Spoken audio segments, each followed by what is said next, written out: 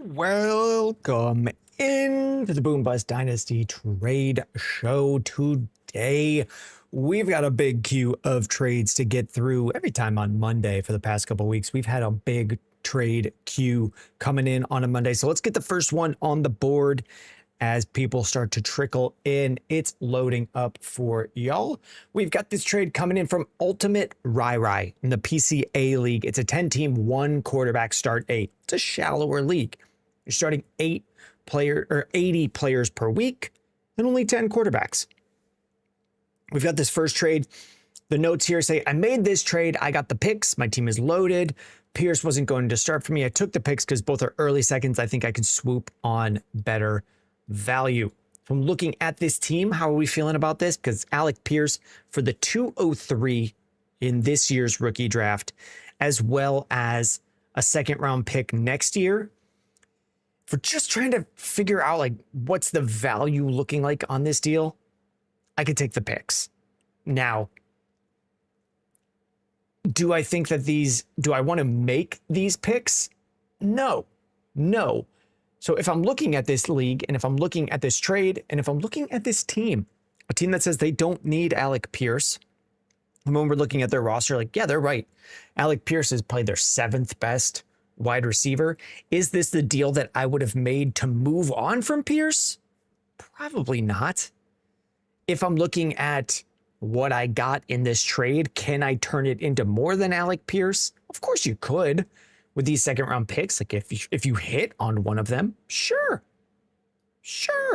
But I don't know that we're necessarily going to.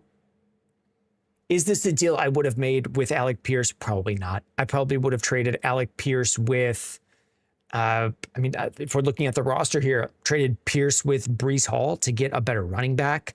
Traded Pierce with, we've already are pretty stacked across the board. I probably would have just traded Pierce with someone like Ibuka, Pickens, or Nico Collins to up tier to do something better there. Now, if we think we can take this 203 in this future second and do those same things, send Ibuka and a second to move up, or Ibuka and a couple seconds to get up to like Drake London, then sure.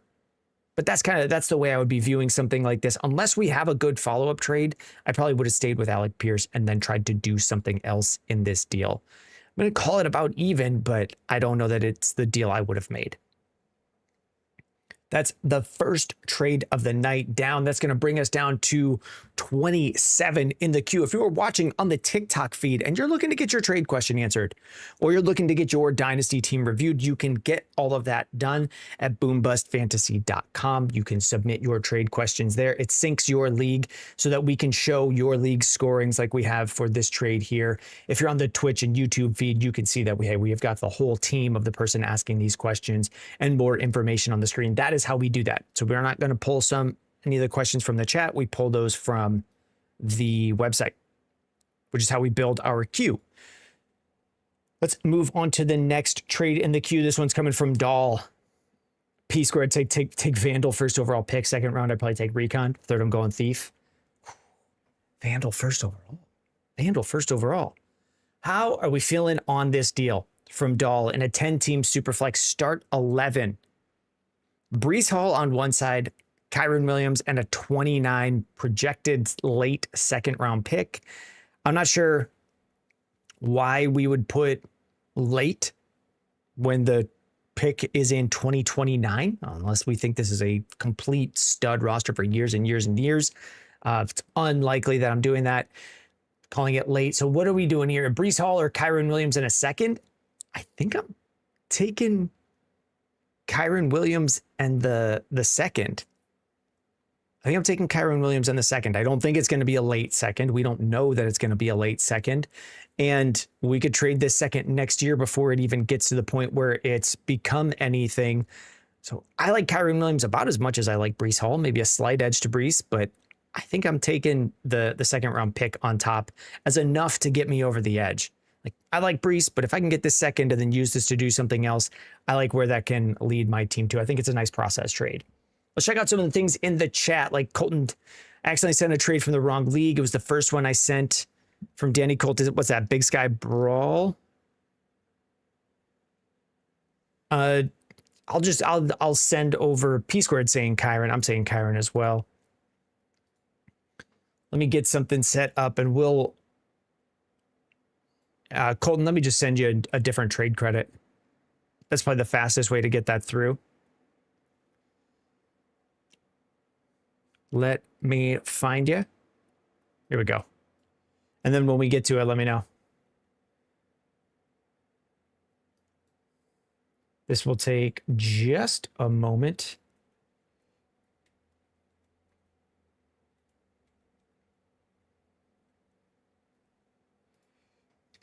Okay, that should go through in a couple of minutes. Okay, the Big Sky Brawl one is the wrong one. Then we'll skip that one.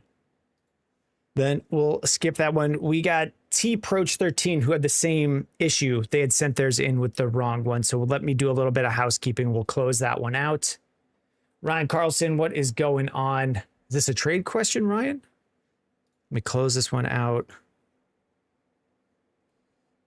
Closed because wrong league. Yam is saying Rashee Rice for 227 first, as well as what's Tyler. Oh, here's a real question. Tyler Reaper. Thoughts on Genty and Bowers on the same fantasy team? I don't care. I don't think that's going to matter. You have one bye week that's a little bit worse. Other than that, no issues. No issues. Then Ryan Carlson said, what do you think about this? Ryan, we've got a 30 trade queue. If you want to get yours submitted here, it'll scroll through, but you can submit your trade at boombustfantasy.com. And then same thing with Yam on TikTok. Rashee Rice for some firsts. We've got a long queue of trades that we're going through. We're at 26. If you want to get that submitted, we do that at boombustfantasy.com.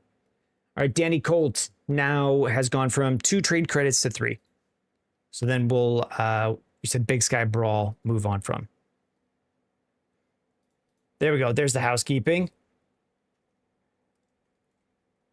And you just resubmit that one.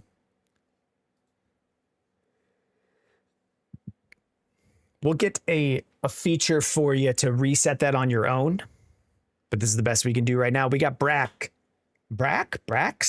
Not sure exactly how to say this. P Squared, you trying to join a 12-man league? P Squared, we're starting a 12-man league. We've got our 12-man startup filling up right now. Thank you for reminding me. That is Boom Bust 10, our 10th Dynasty startup that we've done as Boom Bust. We'll be filling that up with people tonight. I think we'll add someone in each time we get to a team review. When I'm looking at the queue for team reviews right now, we are at 0. So each time we fill one of those in or add one of those for the show, we'll put someone in the league. It does not mean buy and get your way in. If that's what you want to do, we could figure that out. But as we go through each one, we'll find someone from the audience and add them in. Golden, I got you. Colton, thank you very much. Okay, here is this trade on the screen. Let's take a look at it. It's a 12-team Superflex start 10. Are we taking Parker Washington and T. Higgins or a 27 projected late first? Again, even in the 1 year going into it, I don't know that I project firsts to be late very often. I'm pretty conservative with how often I'll call something late or early, and I tend to move way closer to the medium of like 3 to 9 for pick values when I'm looking at a trade. So would I move T. Higgins and Parker Washington for a 27 first and a 28 and 27 second? This team has T. Higgins. They have Parker Washington. They don't have picks in 2027 and 2028. So if we're tearing this team down, you can see the team right here on the Twitch and YouTube feeds. Is there a reason to tear this one down? Like we got Lamar, we have Goff. It's a super flex. We got Brees, Harvey. Maybe we're worried about our running backs and we don't have a path to repopulating them. But across the board, like we have Tad, Abuka, Rice, Higgins, Parker, Washington. Did I say that right? Tad, Abuka, Rice. Yeah. 5 solid wide receivers. So we're filling out our wide receivers and our flexes. Fannin at tight end. It's not required that we tear this down. But if we're going to, does T. Higgins and is the value on this okay? Yeah. Yeah. If you don't believe in Parker Washington and you just want to get out for a second round pick, that's not horrible. And T. Higgins for a first and a second is about the price.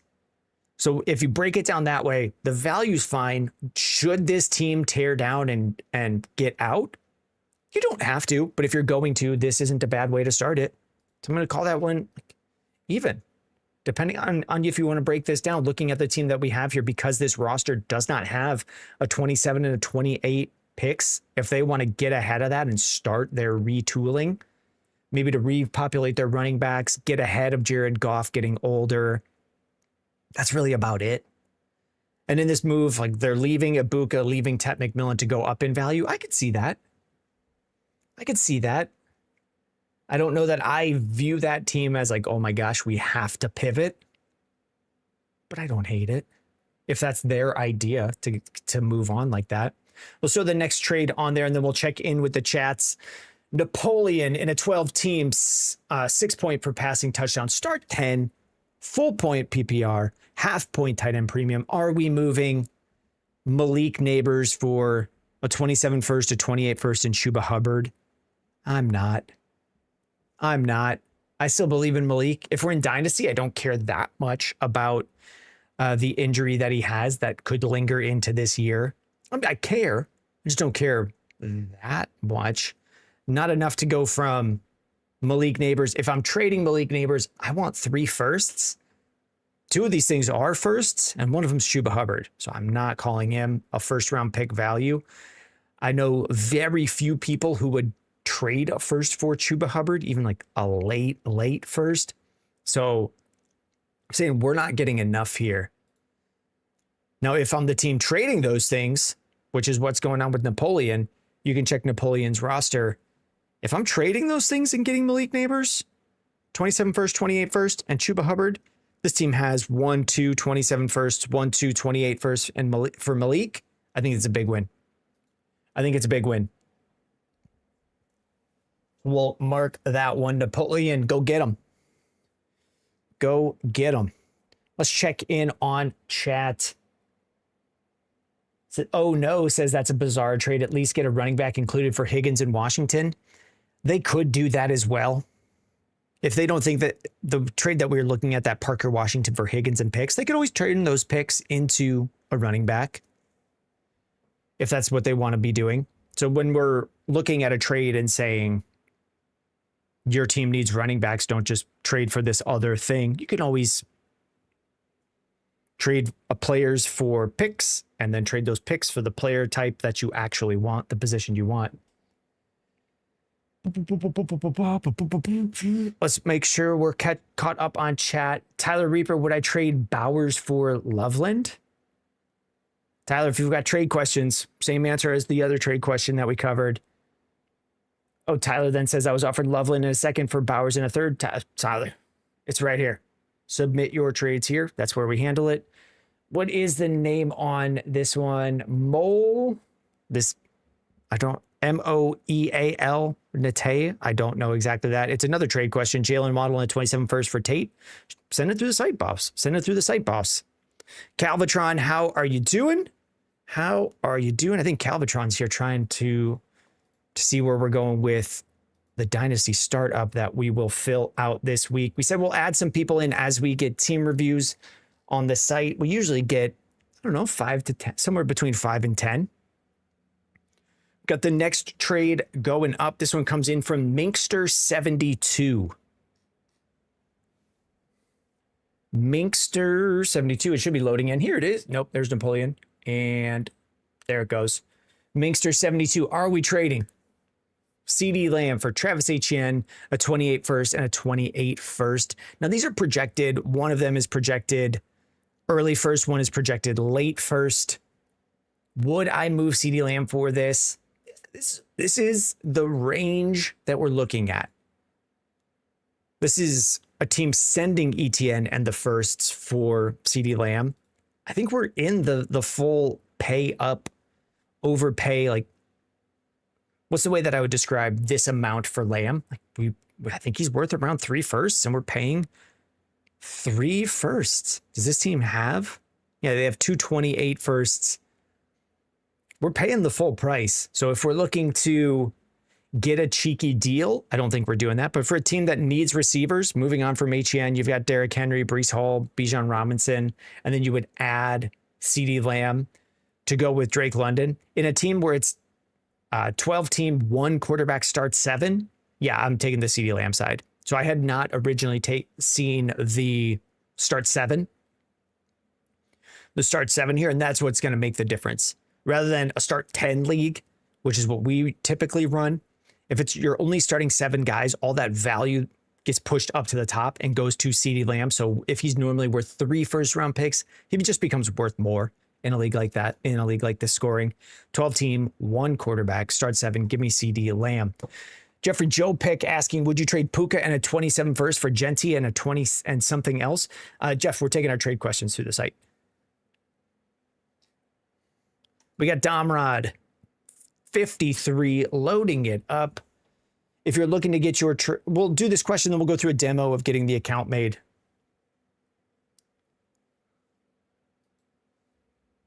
Here comes Domrod, and then we will look at, but a lot of people putting their trade questions in the chat. We'll do an account setup. It's taking a minute to get it live.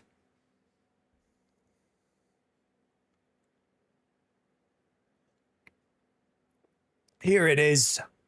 Domrod in a 12-team Superflex start 9. PPR, no tight end premium. How are we feeling on this? Side 1, Jaden Daniels, Devonta Smith. And then side 2, Malik Neighbors, Jordan Addison. Ooh, Nick Dolling, thank you for the follow. Calvotron, I'll take a look in just a second. How are we feeling on this deal? I think I'm taking Jaden Daniels and Devonta Smith. This is the team that has Malik Neighbors. Their quarterbacks in the Superflex, Sam Darnold, JJ McCarthy, Geno Smith. So we need quarterbacks. And then we would pivot from Jordan Addison. I don't think this is really particularly close. If you can get Jaden Daniels and Devonta Smith, I like Daniels more than Neighbors, and I like Devonta Smith more than Jordan Addison. This one's pretty straightforward. I'll mark that one done. That one done and dusted. Easy peasy. Calvatron, is the URL wrong by chance? Is it fantasy.com, not fantasy.com?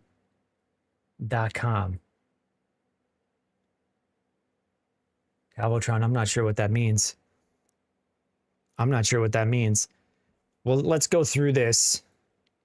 Ooh, I did not set up this down. Hopefully this pulls, it won't pull. All right, let's get our browser showing so that we can go through this demo. Clear the overlay, because this should answer any sort of question. I click this, click that, set this to Chrome. There's Chrome. Here's the website showing up. Over here, we'll set this to Chrome. And then why is it doing this? I think I know what's going on. We'll have to clean this up in just a moment. Here we go. Let's get rid of this little, that, gone. Here is our website. If you are trying to submit your trade question, like, who is this? Moel Netea, on average, how long does it take from when you submit the trade on the website before it gets answered?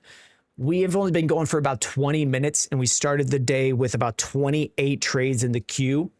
So, Moel Netea, if you're on the TikTok feed, it's hard to actually show, or what's the best way to say this? On the TikTok feed, we just can't show as much as we can on the Twitch and YouTube feed. On Twitch and YouTube, there is a queue that scrolls across the top of the screen that shows each person's position in the trade queue. If you are looking to get your question in there, so, I mean, we'll get to a lot of them today. It'll get done tonight. 4 ones getting submitted right now. We probably will get to each of them depending on how many team reviews come through. Otherwise, we'll be back on Wednesday. If you're looking to get your trade submitted, here is our website, boombustfantasy.com. It's the same as the TikTok page, the same as the YouTube page. To create your account, it's as easy as get started. You click get started. I'm using Google Chrome. I'm logged in with Gmail. I can just click continue with Google and the account is created. From there, all you do is type in your sleeper username. Mine is my name. And then it goes in, it pulls every league that you're in. We just added Boom Bust 10, which I won't click because we haven't drafted it. Where is it? It's right here. It's selected. We'll go with one that is a league. So when you use this site, it needs to show you a team, a league. And that's it. You're in on your account. If you want to ask a trade question on the show, you go to a trade advice. And then it's just like any trade calculator. You type in the players that you're looking for your trade. Let's say, should I trade Josh Allen for Lamar Jackson?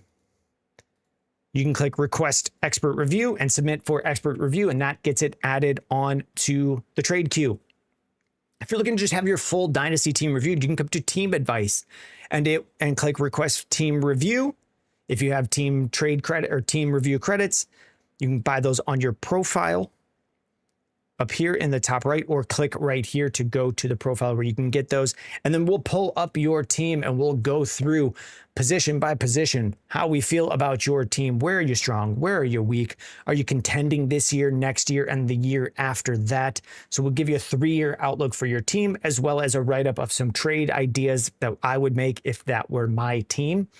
And then just general marching orders. Like often we'll say, hey, don't trade any more future picks, or you have a lot of pick value in the future. You can pivot that into your lineup right now. Or, hey, maybe let's up tier at your wide receivers. Like we were looking at with one of the first trades we looked at. Someone had Alec Pierce. They weren't going to use them. I thought they should have traded Pierce with some picks or players to add more value into their lineup, but they split it for seconds. It's not something that they couldn't then trade for more lineup value, but that's what we're looking at. So if you are looking for that, that is how you do it. It is boombustfantasy.com. That is how you get your trade questions into the queue. Let's keep moving on some because we have a bunch.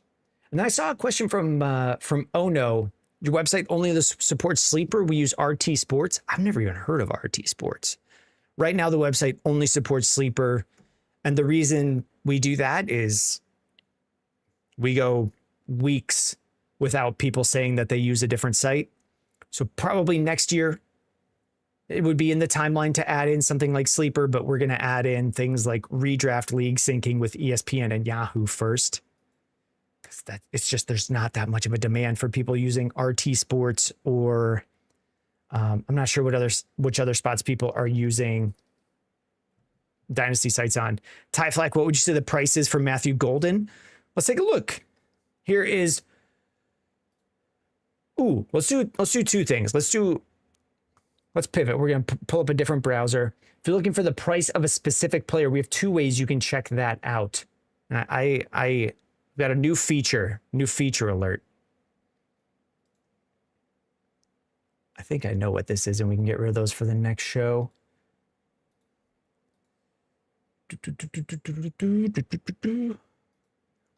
Let's do this.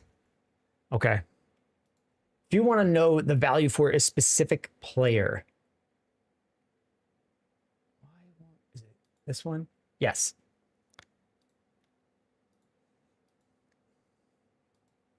Let's say you have a team and you want to know the value of a specific player. You can check out that player. You can click on that player. It's going to use the league scoring of the currently selected league, Ty Flack, and you can hit trades. If you want to know what a player is getting traded for, just click on that player's page and hit the trades tab. It's going to pull your league's settings and just show you, hey, here are real trades that people are making involving that player. You have Justin Jefferson.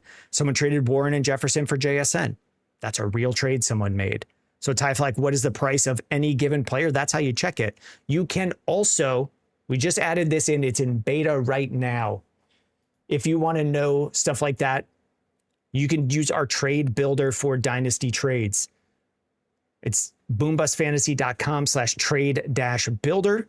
You can also, what I just did was from the My Team page, right click any player and hit start trade builder. We're going to add in a little bit more to make this more presentable up front. But because it's in beta and we're testing it, it's not a prominent feature. You click all the players on your team. I've got my roster right here. Say I wanted to move Justin Jefferson and Cam Ward, and I wanted some ideas of what I could get for them. It has, as you click players, say I don't want to trade Cam Ward, I want to trade Trevor Lawrence. So it now has built out Justin Jefferson and Trevor Lawrence. Here's one player that you could ask for back with which side it favors. Here's some that favors the other guy. You can click on stuff like there, and then it'll say, we can even this trade out a little bit more. And from this person's team, it just went and found the manager who has Amon-Ra St. Brown. It's pulled up their team on the right here, and it says you could add in Judkins, and that's going to get you close to fair. And it updates in real time with the trade values of those players. So if you're looking to build a trade with someone from your team or with a player you want to trade for, this is going to continuously be giving you suggestions of trade packages to build fair trades for your league. It's in beta right now. There's some issues on here that will get presented as you click on things. For example, if you're in a league with a tight end premium scoring, it'll put up a note here saying your league uses a tight end premium. Player values here do not reflect tight end premium scoring. So that is something that's getting built out right now. It's available right now in a beta setup. Oh no. So if you go to boombustfantasy.com/trade-builder, it's going to help you build trades. So as you have questions about what is Matthew Golden worth, or what could I do with Matthew Golden? I mean, let's find a league where I have Matthew Golden. Here's a league where I have Matthew Golden. Let's put him up on here. And let's say if I wanted to take Matthew Golden and Mekhi Lemon, we'll add both of those guys on my side. Looks like the site's going a little bit slow. It's not taking in anyone right now. Let's say Mekhi Lemon, Matthew Golden. I don't know why it's not taking a second player.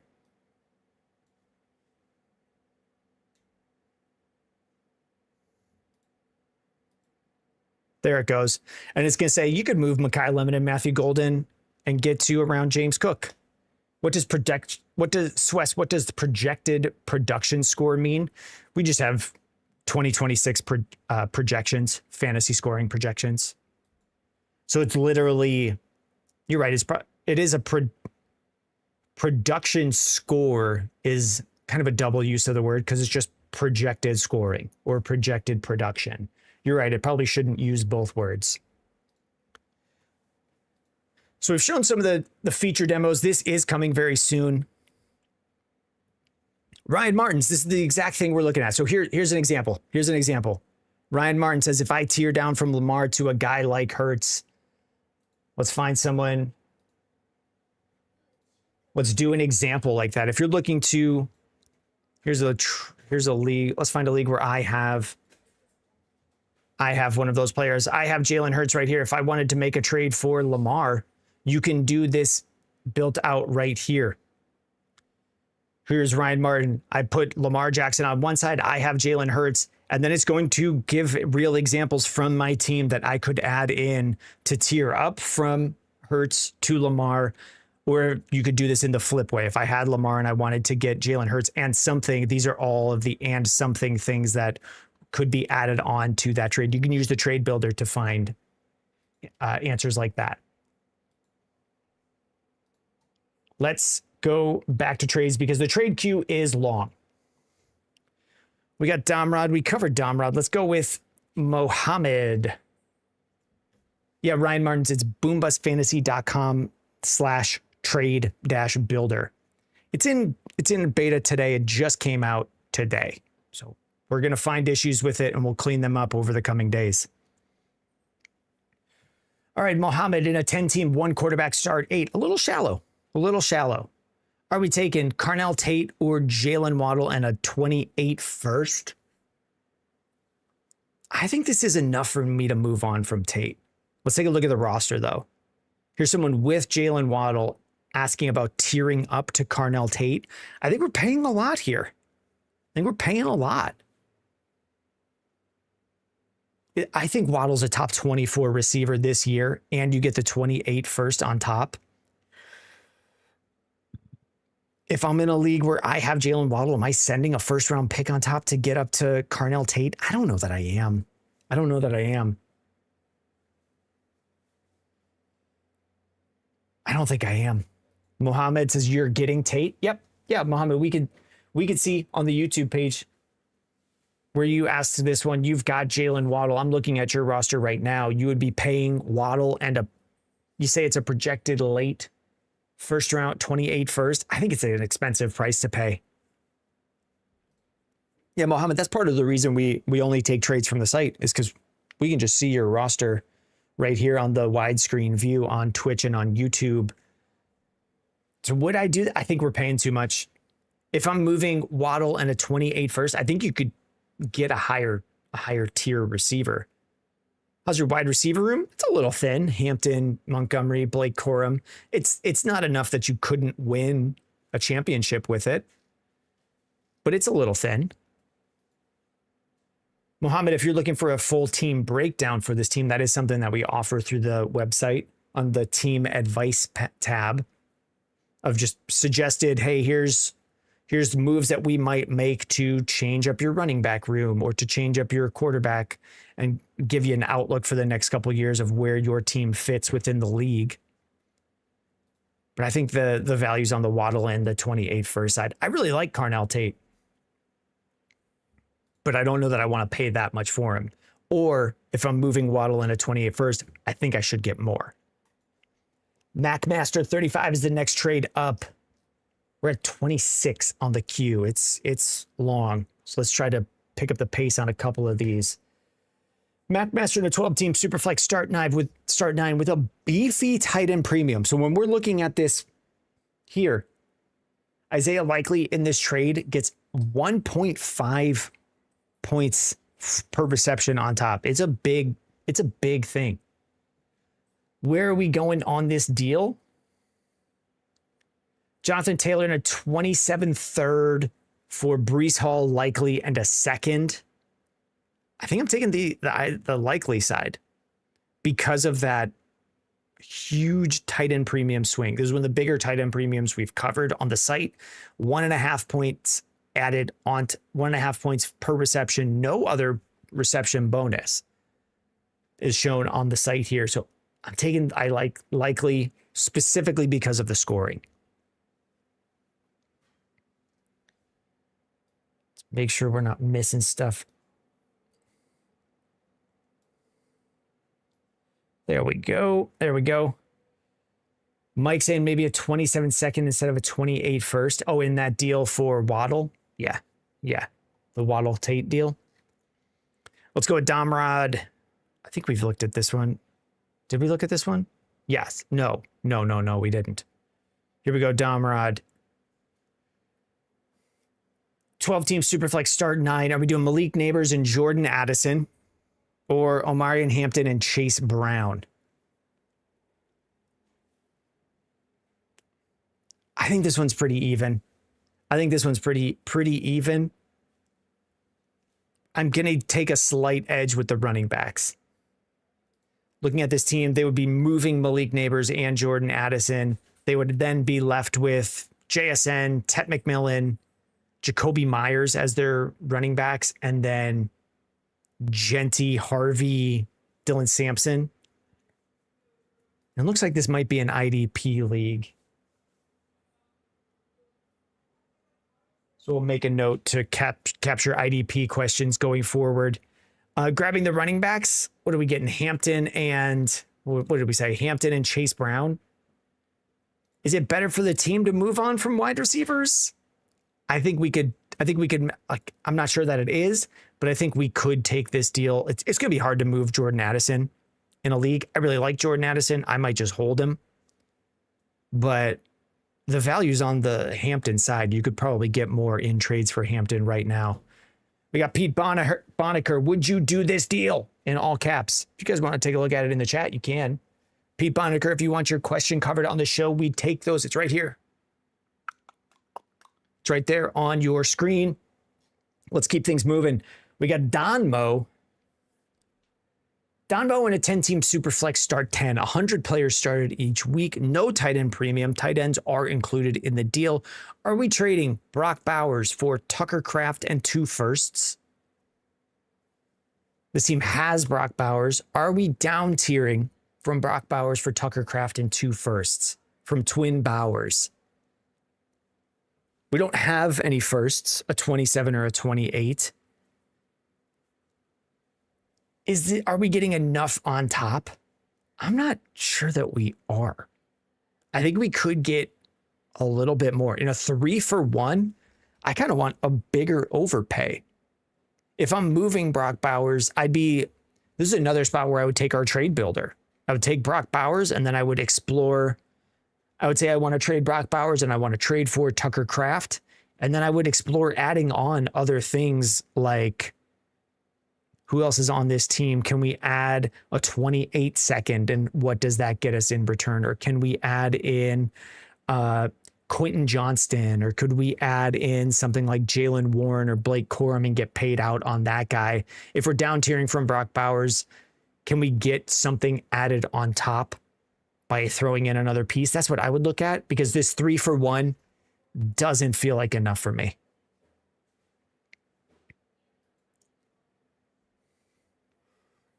It's a 10-team start 10 as well. So it's fewer players getting started. You're getting a bigger positional advantage by having this best player, Brock Bowers, rather than in a deeper league. All right, we got Danny Colt. Is Colton here today? Is Colton still here? I know he was here. Colton in Zappers 2.0 with 12-team, 1 quarterback start 9. We've taken a look at this league before. This is a bigger deal. How are we feeling on this deal? We got on one side, Trevor Lawrence, Breece Hall, a 27 and 28 second. Is that Colton's team? No, Colton, you have the other side. Daniel Jones, James Cook. Oh, yeah, we've looked at your team where you had 100 quarterbacks. We'd be moving James Cook, sending thirds and getting back seconds. I don't hate this. Submitted this in the wrong league, so you submitted it in the correct league in case you missed the live. We're on the live. Hopefully this is the right league. This is for Danny Colt. I think so, because it's the league where you still have Daniel Jones. And you're saying you might be able to swing a Cam Ward, Breece Hall, and a first for Daniel Jones, James Cook with Monungai or Bill. I don't hate the deal that you have here. I know you're trying to get 1 quarterback. I think Trevor Lawrence gets you there. And then the seconds from thirds, like, do you then just take those seconds and up tier from Breece Hall to a different running back? I bet you could. So even if you feel like you're going down from James Cook, I mean, your team has Bijan, Gibbs, James Cook, Trevion Henderson. Going to Breece Hall's not a massive difference here. It's not a huge dip in terms of the production you're expecting from your league, from your roster in this league. And just getting the better quarterback helps out. And then going from thirds to seconds, you can then take those seconds and up tier Marvin Harrison. You could up tier Jalen Waddle. You could up tier Zay Flowers. You could up tier James Cook, who you're bringing in. So I like this move. And then it pays you out on Daniel Jones. I know we've been looking at your team and saying you have a bunch of quarterbacks who could all give you top 12 weeks. But just getting into Trevor Lawrence kind of clears you up for the next couple of years and moves you from thirds to seconds, which I kind of like doing. That one is gone through. We got Napoleon 198. We got 2 from Napoleon, so we'll go a little bit quick on these. Do I like Cam Ward from Colton? I think probably not as much as anyone else. I think he's fine. But in your league, it's a 1 quarterback league. What are the odds that Cam Ward, he's not going to run that much. So what are the odds that Cam Ward is going to be a big piece for you? They're not that high, because you need a top 12 quarterback in any given week. Last year, he was like quarterback 20 something. I don't know that he's going to be that impactful for you in any given week. All right, Napoleon in a 12-team Superflex start 10. Are we moving Malik Neighbors for a 27 first, a 28 first, and Blake Corum? I'm not. I know we looked at a deal just like this one with Chuba Hubbard and said that I don't really like it. I'm sticking with Malik Neighbors. Or this is another move where we're taking and acquiring Malik. I think we've gotten a couple of these from Napoleon trying to acquire Malik. It's the Malik side on a lot of these. I don't feel like we're really getting close to the value. My guess is Napoleon is just checking in with different things because we've got another one here. Very similar deal. Very similar deal. The 27 first, the 28 first, Marvin Harrison for Malik, and a 27 first. I mean, it's Marv for a 27 first in the market right now.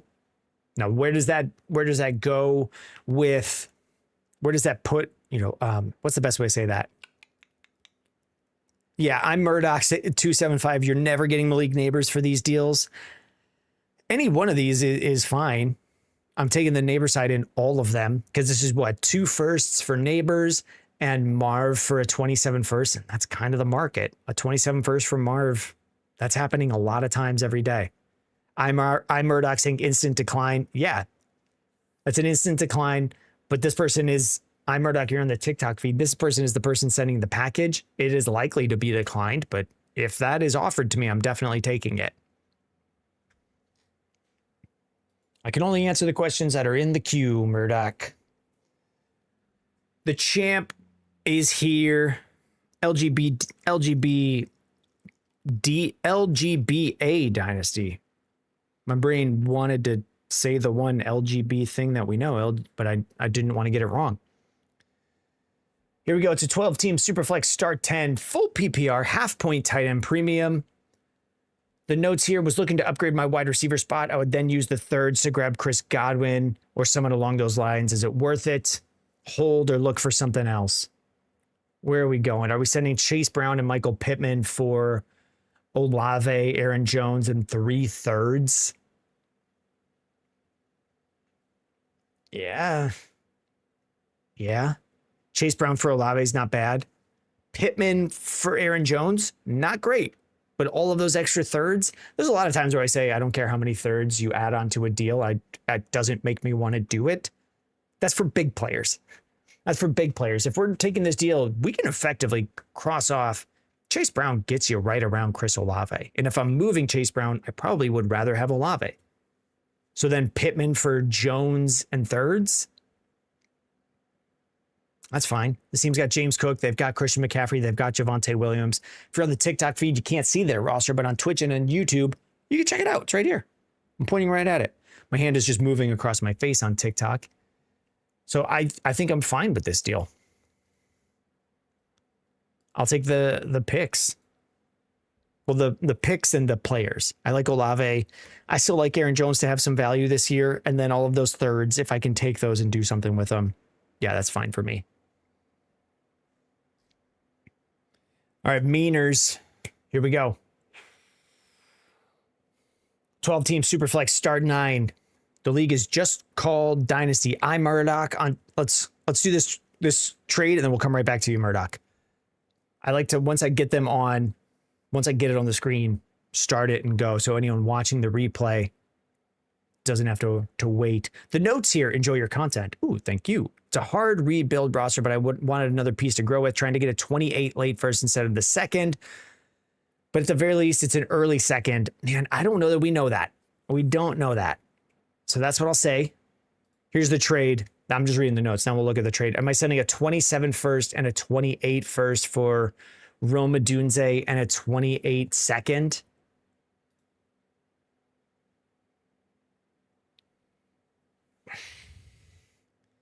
No. To go from a 28 first to a 28 second. I think if you're calling your team a hard rebuild, you could check out the team here. Like, the quarterbacks are fine.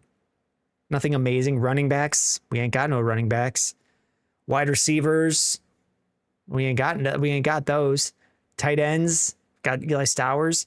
With a team like this, I don't want to. Here's how I would view this one. There are situations and teams where if you believe in Rome Odunze, it's not a terrible deal. It's not a terrible deal. With the team that's presented here, you can check it out. It's right here. Rome Odunze doesn't.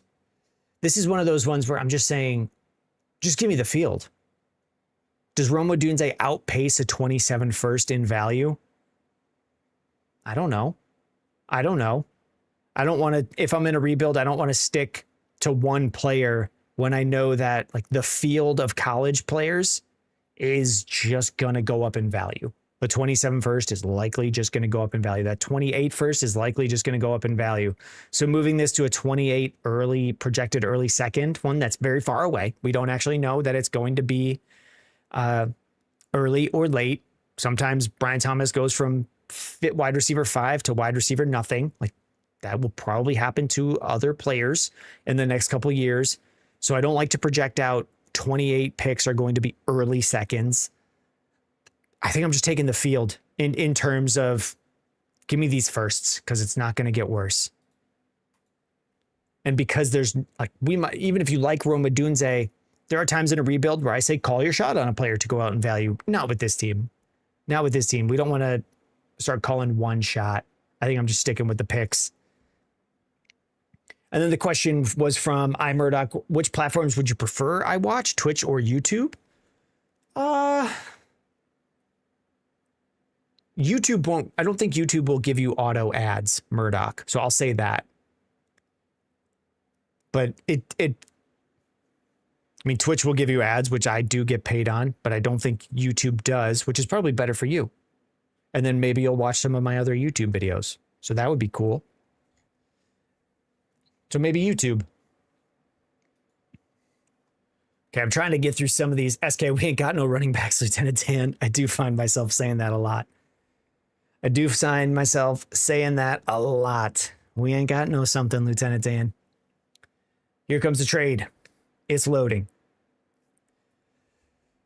DEG, I do not know how to say this, from Dynasty time. It's a 12-team, 1 quarterback start 9. On one side, Colson Loveland. On the other side, Sam Laporta and 2/3. Just give me Loveland. Is the 2/3 enough for me to move on? Like, I like Sam Laporta, but if I have Loveland, I know that there are better deals, or deals where I'm taking Loveland and pairing him with something else. So if this is a real deal being offered to you, DEGIP Junior, maybe that's Junior at the end. Yeah, I'll take it.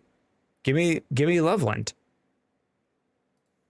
I'm not sure you're going to get this one through, but I'm taking Loveland because I'm pretty sure you can get something else here.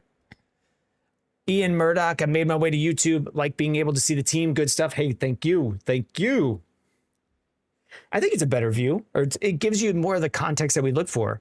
The way I see I'm not looking at the same screen as you guys. So the way I'm talking about these, I usually pull up the trade and then talk about it in a vacuum for the league scoring that is shown on screen.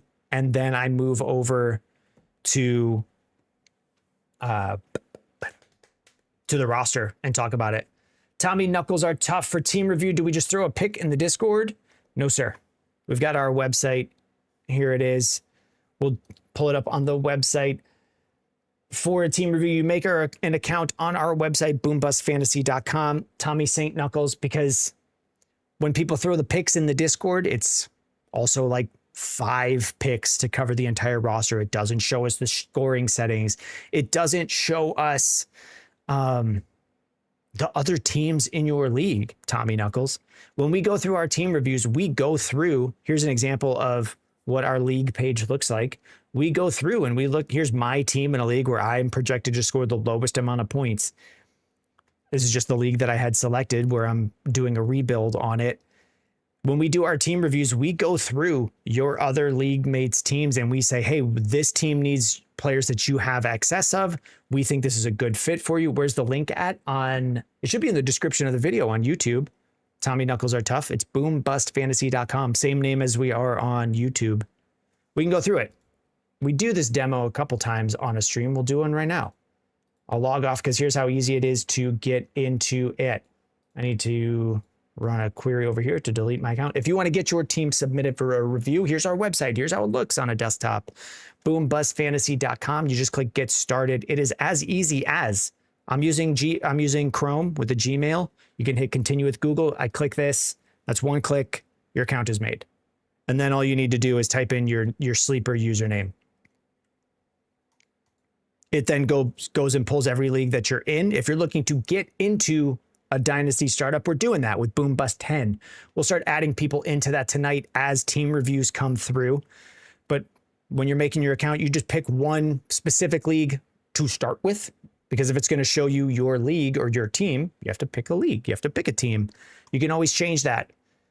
We also connect to our Discord where you can send your trade and team review questions to the Discord, and it will send all of that same information we were talking about, your league scoring, your trade, and so on, like that, with the context of your team and your league scoring. But we'll skip that.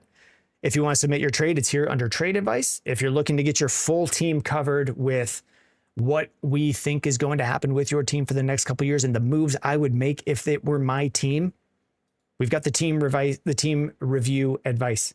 Team review right here. You request team review and we will cover it on the show. Let's keep going on trades. We said this one, we're taking Colston Loveland. On the widescreen, who is that? Ian just submitted my first trade review. Very cool. Hey, the first couple ones when you create your account are added for free. Thank you for signing up. Thank you for getting that through. And then you can check the queue as it scrolls across the top of the screen. On Mondays, we end up with a lot of stuff in the queue. Nashman saying, just submitted my first one. What you built here is awesome. Hey, thank you. We're grinding. Nashman, the first ones are for free. Try to get you a little hooked. What do we got here? Koi Tick. He's here. I see him. He's in one of our startups. What are we doing on this one? It's a 10-team, 1 quarterback start 10. Jonathan Taylor are 2 firsts. Now, on TikTok, it's legends. How early of a first do we know that this is? How early of a first are we feeling on this trade? I don't love to project them. I'm also turning down my AC at the same time. I'm sweating. We'll get it cold. I'm sweating in here. How early are we looking? This team has Achane, Jonathan Taylor, Kyron Williams, Josh Jacobs, Javonte Williams. Is this the value for Jonathan Taylor? He's saying top 3, I'm hoping. If it's top 3 and another first on top, yeah. Yeah. Jonathan Taylor was worth around, I mean, this is a 10-team, 1 quarterback. Jonathan Taylor was worth around the 102. And probably would have been worth that in around this league. So, yeah. I think so. And then you take those firsts, like you don't have any firsts next year, but you then swap to 2. I don't think it's horrible. I'd probably take the picks. If I have the picks, am I moving them for Jonathan Taylor? I might try to move them for someone else. If we think it's a very early first, I'm in leagues where the projected early firsts would definitely fetch you more than Jonathan Taylor. So we'll go with that. The champ is here. We got another one here involving James Cook. We're trying to get caught up on the queue. 12-team Superflex start 10. Full PPR, half-point tight end premium. What are we doing here? We got James Cook for Nico Collins, Xavier Worthy, and a 29 third. Sometimes I talk and I pause because I haven't fully looked at the trade. And then once I look at it, I go, why did I take so long to go through this one? Let's take a look at this. This team has James Cook. We've already looked at a trade involving them earlier with Chase Brown, Javonte Williams. They've got a lot of running backs here. And would I move James Cook for Nico Collins straight up? Yeah, I might. So you give me Xavier Worthy, and then I guess a 20. I don't know why you're getting a 29 third on top here. I think this is the Nico Collins side, and it's not particularly close for me. And I think we're pretty close on that 1-for-1 James Cook to Nico Collins. Both similar in age, both giving you really good production at their position. Maybe it's hard to get great running back production, but that team had running backs. So I'm making that swap. And then you're just getting way more on top. I'm taking that. We got Xenon 90, Girl of the 21st Century. 10-team Superflex start 11. Full point per reception. 0.75 tight end premium. 0.75. We ain't never seen that. We ain't seen that. What are we doing here? It's a super flex. It's Jonathan Taylor. Who's this? Friendly exchange with the heart me. Thank you, boss. Thank you. The trade is Jonathan Taylor, Caleb Williams in a super flex for Justin Herbert, Bucky Irving, Josh Jacobs. I think I'm sticking with the Caleb side. I think I'm going with the Caleb side. Am I moving Bucky Irving, Josh Jacobs? Now, this is the person asking here is asking, should I move Bucky Irving, Josh Jacobs, and Justin Herbert for Caleb and Jonathan Taylor? Yeah. Yeah. Yeah. I mean, we don't know exactly where the reality of production is going to be for Josh Jacobs, but just within the market, if you're able to move him, you're moving him low. This is moving him low, but I think I'm fine with it. I think I'm okay with it. In general, the market wants Caleb more than they want Justin Herbert. I like them pretty close together. I like Bucky Irving quite a bit, but I would move him here. I'm taking Jonathan Taylor and Caleb. We got Scuba Steve. Zoom, zoom, zoom. You make my heart go boom, boom, boom. Thank you, Scoob. Thank you, Scoob. Thank you, Scoob. Fantasy Exchange, the Friendly Exchange is back at it again for Trade Talk. Let's take a look at, I'll show it. I sent this to Scoob earlier. Let's take a look at, we launched this today in testing. Our trade builder. Let's take a look. If you are looking at, hey, I've got some players, what can I get for them? We've built something that I think gets you there. I think gets you there. Let's look at it on here. Here's our trade builder. It's in limited use right now. Haven't checked it out yet, Scoob. We'll take a look at it. Here's how it works. It's got your team on the left and it's got your league on the right. All you do, click on players from your team. Say I want to move Justin Herbert and I want to move Chris Godwin. And then it just gives you suggested trades back. If you want to get one piece back, here's an even trade. It's going to call the value pretty even for Justin Herbert and Chris Godwin for Jeremiah Love. I think that's close. I think that's close. Let me...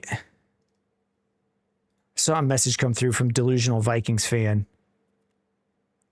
Oh, Delusional Vikings fan, your message just got auto modded by because it's all caps. Send it without all caps, Delusional Vikings fan. This is our trade builder. So you can do things like, say you send Justin Herbert, Chris Godwin, and you like getting the idea of getting Devon Achane, but you don't want Chiga Okonkwo. You can just click Devon Achane, and then it pulls up the team that has Devon Achane and says, okay, well, here's some other things you could add. Maybe you don't want Chiga Okonkwo. Maybe you want a 27 second round pick. If you shoot for a 29 first round pick, it's unlikely to go through. It favors your team notably, but it's close. It's close. It could go through. It's like Chiga Okonkwo or a 27 second and a 29. Wasn't there a 27 second? Yeah. Okay, pretty even deal. It helps you build out trades for your dynasty team. You can do it based on the players you want to give up. What could it get you across the league? It'll give you suggested trade packages, or you can just pick specific players. Or you can just look at across the whole league, I just want Mekhi Lemon. And I want to give up Chris Godwin and other things. And it will build out ideas of what you could add to Chris Godwin or what you could add to maybe Casey Concepcion. Maybe we don't want it to be Chris Godwin. We want to say, I want to give up Casey Concepcion and I want to come away with Mekhi Lemon. And it's saying, hey, here's some things you can piece together to start to get you there. Once it gets into the nitty gritty like this, it might start to add in kind of packages of a lot of smaller players. We'll clean that up. Scott Elwin, what's this site? This is our site. It's right here. Scott Elwin is right on the middle of the page. Boombustfantasy.com. This is our trade builder that we launched today for Dynasty League trades. So to get to it, you can go from my team and any player you want to send away. You can right click and hit start trade builder. Otherwise, it's boombustfantasy.com/trade-builder. As we find issues with it and clean them up, eventually we'll just put a link to it right up here in the nav bar. Where are we moving to? We covered Xenon's trade. Let's move on to the next one. This one comes from Pat. Is it Pat? Pat Chesbra. Is that how we say it? Patches? Maybe Patches? What is going on? We got this trade from Pat. Are we moving? Delusional Vikings fan, we are filling up our startup today. As we get in team reviews, we've been adding people into the startup. Not a big team review demand day. So patches, we got 12 team, 1 quarterback, start 8.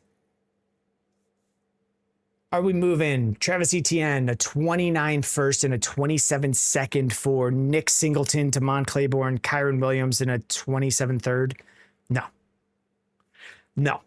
I'm taking the side with a first and a second. Who do we like more? Etienne or Kyron? They're not that far off. Maybe more people take Kyron. But once we start crossing those off and then start saying, well, what does the rest of the trade look like? Am I moving a first round pick for Singleton, Claiborne, and a third, a first and a second for those? Even if we just said it was Travis Etienne and a second for Kyron Williams, a deal that I don't think is fair. But if we cross that out and then say we're left with a 29 first for Singleton, Claiborne, and a 27 third, there's no shot. It's the Etienne side. What did we see? Ryan Andres, you joined it late. Did I review Alec Pierce for 2 seconds? It was one of the first ones we covered. And on the YouTube, you should be able to scroll back. I don't know why I'm putting my finger out. YouTube should let you scrub through the entire live show as it's been going. So it's one of the first couple ones.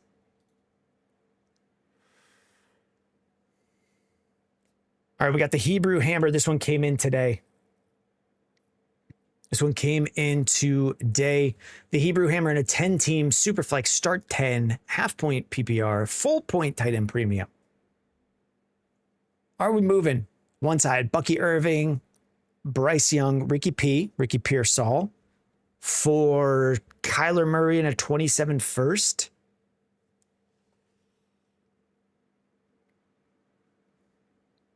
This is feeling really close. This is one of the first ones that I've seen that has felt this close. So this team has Kyler Murray, touchdown Housen. How are we feeling on this one? Delusional Vikings fan, how do you get into the startup? We're adding people into the startup as we get team reviews tonight. So we've got our trade review queue as well as team review queue.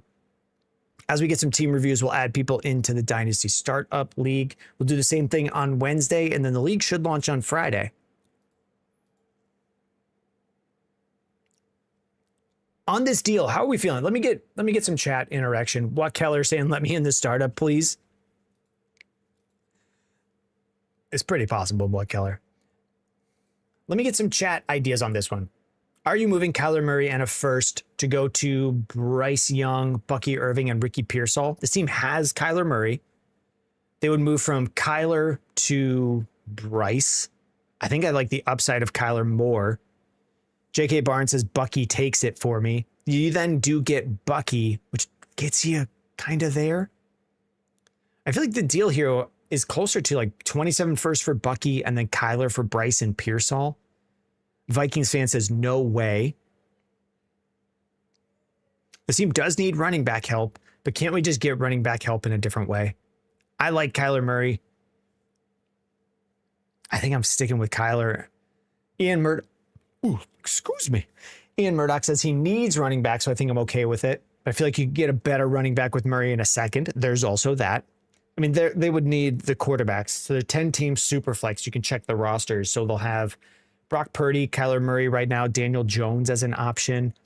I think I'm looking at, there's probably a better deal to get a running back. You've got Scatabo, Harvey, and then you want someone else. Kalen Black is on this team. Pacheco is probably going to be okay for you on this team.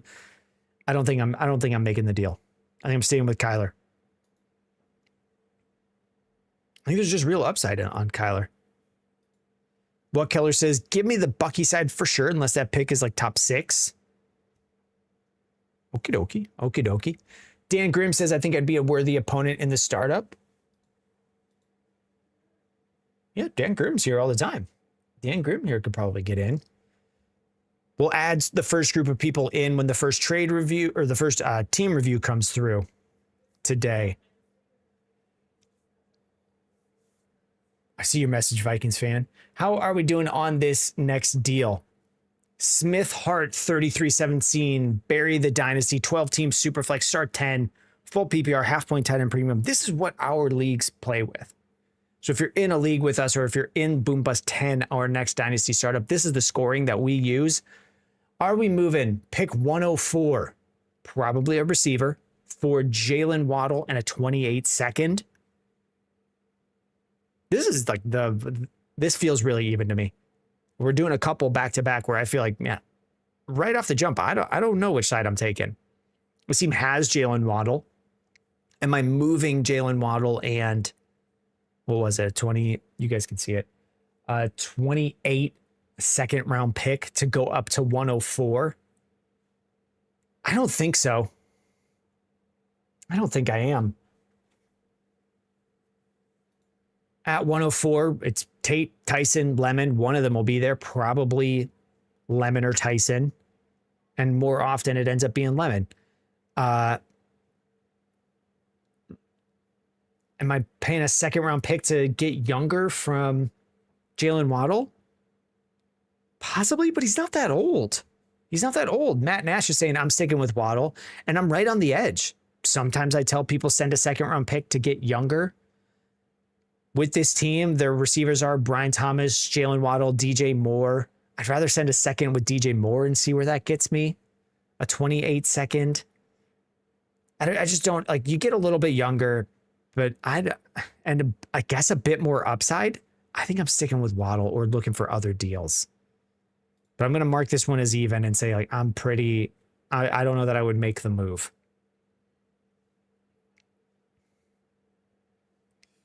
Who have we got up next? Aviator 007.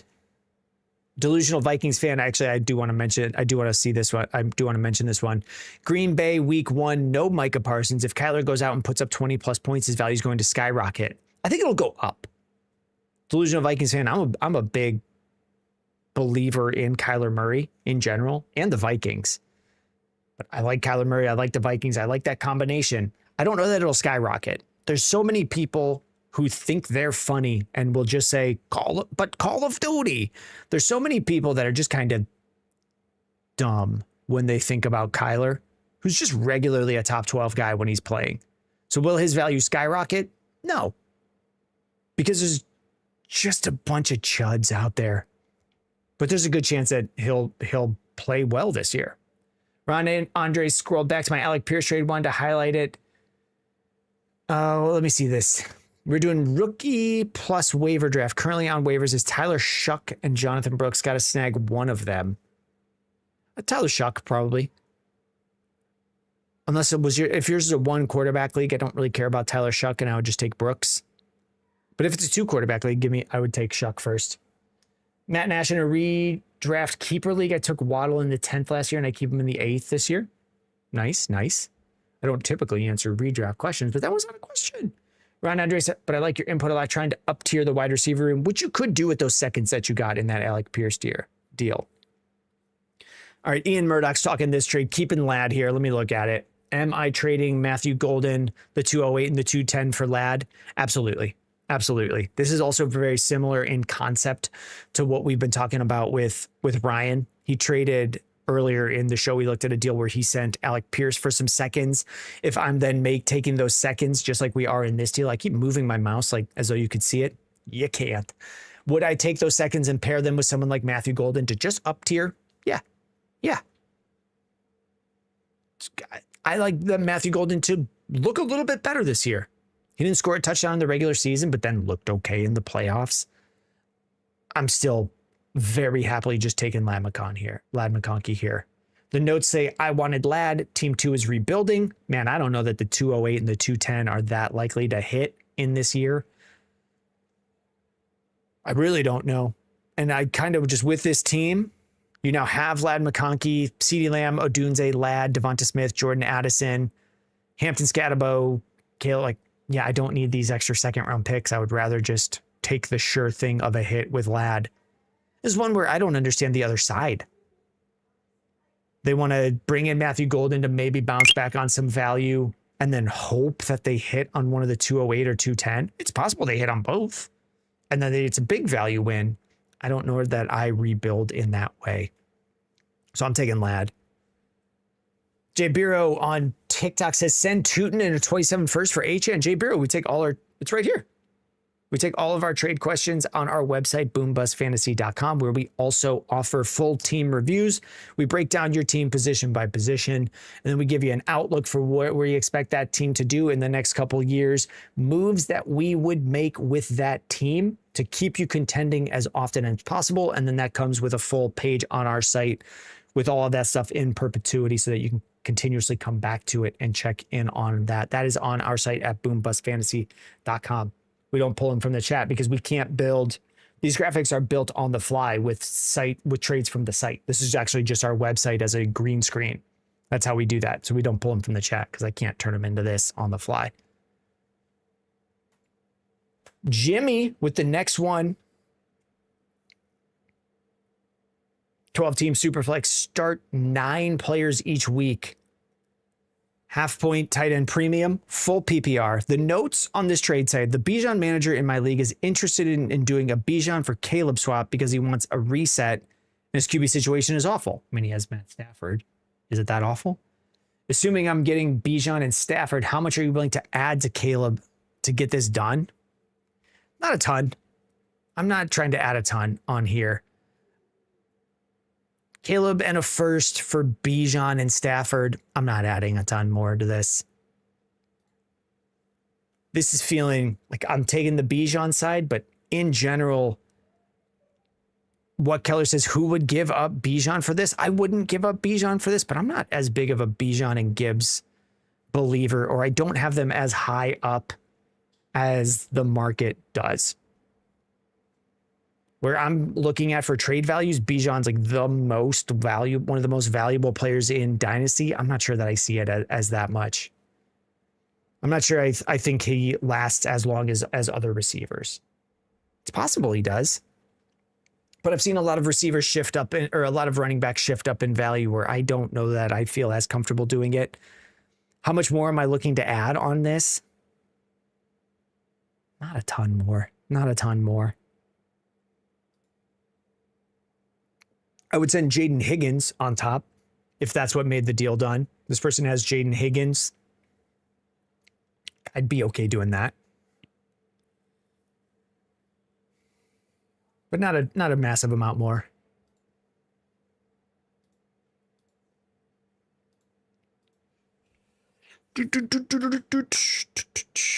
Losing my mind for a moment. Here comes the next trade. A-Diff. This one came in couple hours before the show started. It involves the pick 102 in a 12-team, 1 quarterback start 9. Are we moving 102 for James Cook? Yes. So the way that I view these trades, on TikTok, you can just see the trade here. If you're on Twitch and on YouTube, you can actually see the entire roster of the person who submitted this. I have not looked at the roster yet. When I go through these trades, I see the trade. I look at it in value in this league. 102 for James Cook. They're very, very close in value. Am I trading? Maybe A-Diff didn't use the right league. I don't see them having the 102 or James Cook. Maybe a different deal went down with A-Diff today. I'm unsure. But if you're in the leagues that we played, a 12-team Superflex start 10, this is about even value. 102 for James Cook. I would be fine moving James Cook and bringing in Carnell Tate and going on. We are kind of at the I don't know that James Cook will stop producing, but I just don't know that his value is ever going to be as high as it is right now going forward in the market. Maybe he just keeps producing like Derrick Henry did for years and years and years, just kept getting you there. I don't know that that's going to happen with James Cook, and this is kind of the pivot point to move on from. See a question in the TikTok chat from C. Thompson 1512. Where do you rank the Dynasty outlook of Tyson versus Lemon? About the same. Something I'll update my values pretty often, C. Thompson, but I don't get that granular. When I'm looking at the site bombed out for a second. When I'm looking at players like that, they're just in a tier for me. If I was ever given the option to trade back from 103 to 104 and get something valuable on top, I'll do it every time, because I'll let someone else pay to make that decision, because I don't think these assets are very different. So the dynasty outlook of Tyson versus Lemon, the best way what's the best way I could think to say this? Don't spend so much time on it. Just be happy with either one, and then take your efforts and your thoughts and look elsewhere. We get this question a lot in redraft too. Who should I take at 103? It doesn't matter. It doesn't matter. Get a good tier of players and then pick one from that tier and use your mental capacity to look for other types of trades. Instead of trying to determine who's going to have the better future, like, I would spend more time looking at the other rosters in my league, trying to find options to get value wins on trades. Because I think our time is just better spent there. Nate James with a trade question. Nate, we take all our trades on our site. It's posted right there. Hot Hands Hanan with a trade question in Bush League Dynasty. We're looking at DJ Moore and Jalen McMillan on one side for Matthew Golden in a second. How do we frame this one? I think we break it down into just two trades. Jalen McMillan for a second? Sure. I'll re-roll again on a second. Jalen McMillan probably was a second round pick in a dynasty rookie draft. Let me get another second back for him. It hasn't totally hit yet. He had a decent year a while ago and then got injured. I'm fine with that. DJ Moore for Matthew Golden. The notes on this trade say I recently sent a trade sending JT and a 27-second for James Cook to get a bit younger. I also like Matthew Golden this year. I'm trying to recoup some draft capital. I think I'm okay moving DJ Moore for Golden on that other deal. I don't always love it, but the value seems okay. The real upside for Golden, like, it's still there. So I don't think this is a horrible swap.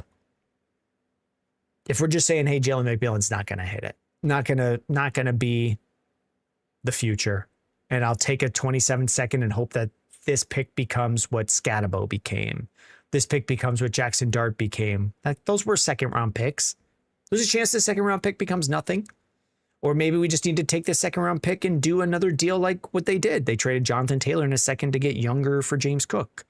So maybe we take this second round pick and we use it to get younger again somewhere else, or up tier somewhere else. I don't know that you could do that with Jalen McMillan. And then if the cost of doing that Jalen McMillan deal is that you have to swap from DJ Moore to Golden, I probably like DJ Moore's chances of producing for me this year a little bit more. But I still think there's upside with Golden. All right, we got Cali07, came in an hour ago. We're into the ones from the show. We're an hour and 20 in. Are we sending Blake Corum and Tony Pollard for a 28-second and Malik Washington? It's a 10-team, one quarterback, start 8. And I think with this trade, 10-team, one quarterback, start 8. So we're starting 80 players a week. Blake Corum, Tony Pollard, Malik Washington, and a 28-second probably don't impact very much. Let's look at the team here. They would be trading for Corum. We can check out their team. They've got Kyron Williams. The notes on this trade say, I have Nicholas Singleton and Kyron Williams. Getting Corum would be awesome, even if they don't resign him. Plus, Pollard would be a great depth piece. Man, I don't. Does this team need Tony Pollard? No. Like, in the grand scheme of things, is this trade going to make a big difference? No. If it's me in a 10-team start 8, I'm probably looking for that 28 second round pick, because that has the most upside. Maybe Malik Washington is the lead wide receiver for Miami. Like maybe he looks okay for the first couple weeks and has some value. So those are the guys that I probably hold in highest regard of the four here. Tony Pollard being the lowest. You get a year or two left of Tony Pollard being a decent RB2 that does not have a lot of value in a league like this. And then Corum to go with Kyron is not a big enough deal breaker for me. So I'm going to take the slight edge to the, just give me a 28 second because that can become something. If it's an early second round pick in 2028 in a 10 team league, that can have decent value. Dan Grimm, Essentials Only. Next trade coming up. It's loading. Did I click it twice? Here it is, Dan Grimm, Bucky Irving, Cortland Sutton for Jalen Waddle and Mike Evans. It's 12-team Superflex, start 11. It's deeper. It's a deeper deal. I think on value, these are very, very, very close trades. Bucky Irving compared to Jalen Waddle is going to be pretty close. Bucky's a little bit younger. And has produced more recently. Jalen Waddle has top 10 seasons, but that was his first and second year in the league, and then paired with Tyreek Hill and paired with Tua and concussions and Jalen Waddle himself not being that healthy. It's been a minute. But I think we're pretty value close on Irving and Waddle. And then Cortland Sutton for Mike Evans. Again, pretty close. Both guys past 30. Once wide receivers are past 30, I do start to break it down as I don't really care if you're 33 versus 30 versus 30 flat. 30 versus 33. It's equally likely in my mind that it's their last year in the league. There's just not a consistent track record of players lasting past 30 that once they're that old at wide receiver, any year could be their last. So what are we doing with this deal? This team has Jalen Waddle, Dan Grimm, Olave, Waddle, DJ Moore, DK Metcalf. At running back, we have Jadarian Price, DeAndre Swift, and then not much. So would I move Waddle to make this pivot? I feel like we need wide receivers a little bit more. Actually, no, we have some good old wide receivers on this team. Terry McLaurin, holding value. DK Metcalf is okay. DJ Moore is all right. To bring in Bucky Irving to be out there for us and Cortland Sutton. If we're trying to get a running back, this is a fair value way to get one. Who scores more this year, Sutton or Mike Evans? I bet it's Mike Evans with touchdowns. And then I think there is a little bit more upside with Bucky. I'm going to call this one on value, very, very even. For your team to swap from one wide receiver to a running back with Price, Swift, Coleman, I could see that working. But if this deal didn't happen, I wouldn't say like, oh man, you're making a horrible mistake, Dan. It's just super even. Ryan Carl in the league game of inches is our next one. It's a bigger deal. I got to sit up. It's going to start pushing in on my face. 10 team, 2 quarterbacks, start 8. Dan, thank you. Squinted the same way when looking at this one. Just, how do we even piece this apart? Does it like, I'd say that sometimes when we'll go back to the last one for Dan. Sometimes when the deal's that close, just take a step back and go, well, can I just get a different deal? This one's not going to kill you. It's not going to crush you. Is it going to save you? No. Like, could you just go take a look at a different deal? Mo on TikTok. Hey, how have you been? I haven't seen you on my FYP in a while. Wait, we've been dropping videos every day, Mo. Fantasy season is coming back, Mo. If you don't play Dynasty, maybe that's why I haven't been on the FYP for you. But we've covered Dynasty all off season. And then we'll cover redraft as it's coming back. We got Ryan's trade here in a Dynasty League, 10-team, 2-quarterback, start 8, full PPR.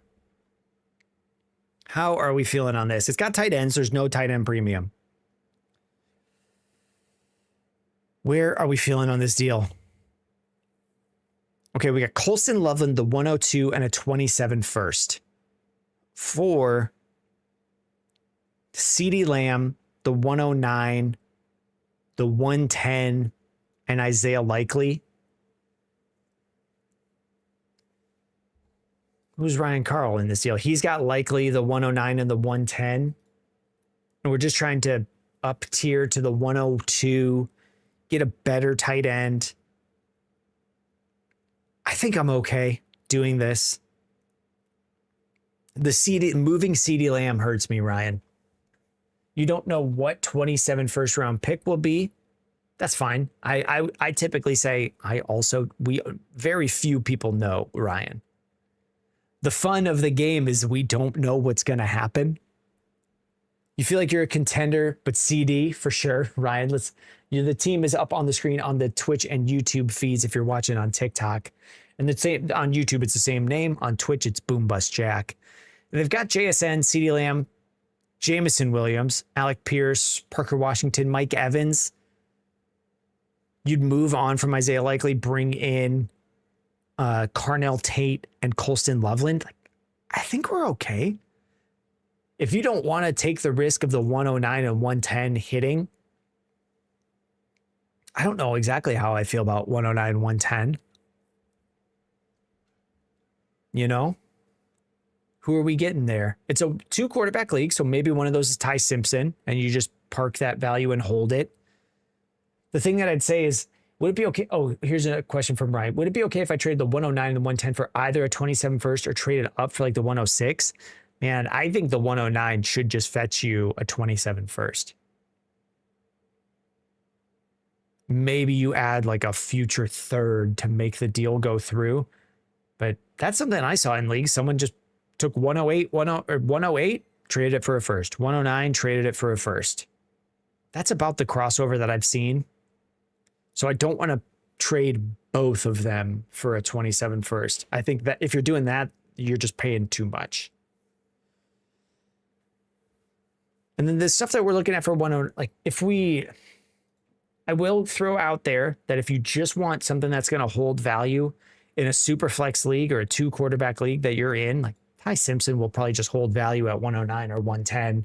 And then you trade the other one of those picks in a different deal. Like 110 and Isaiah Likely for a different tight end upgrade. Then you're keeping CeeDee Lamb. Like Likely in the 110 for, does that get you up to Gadsden in kind of that range?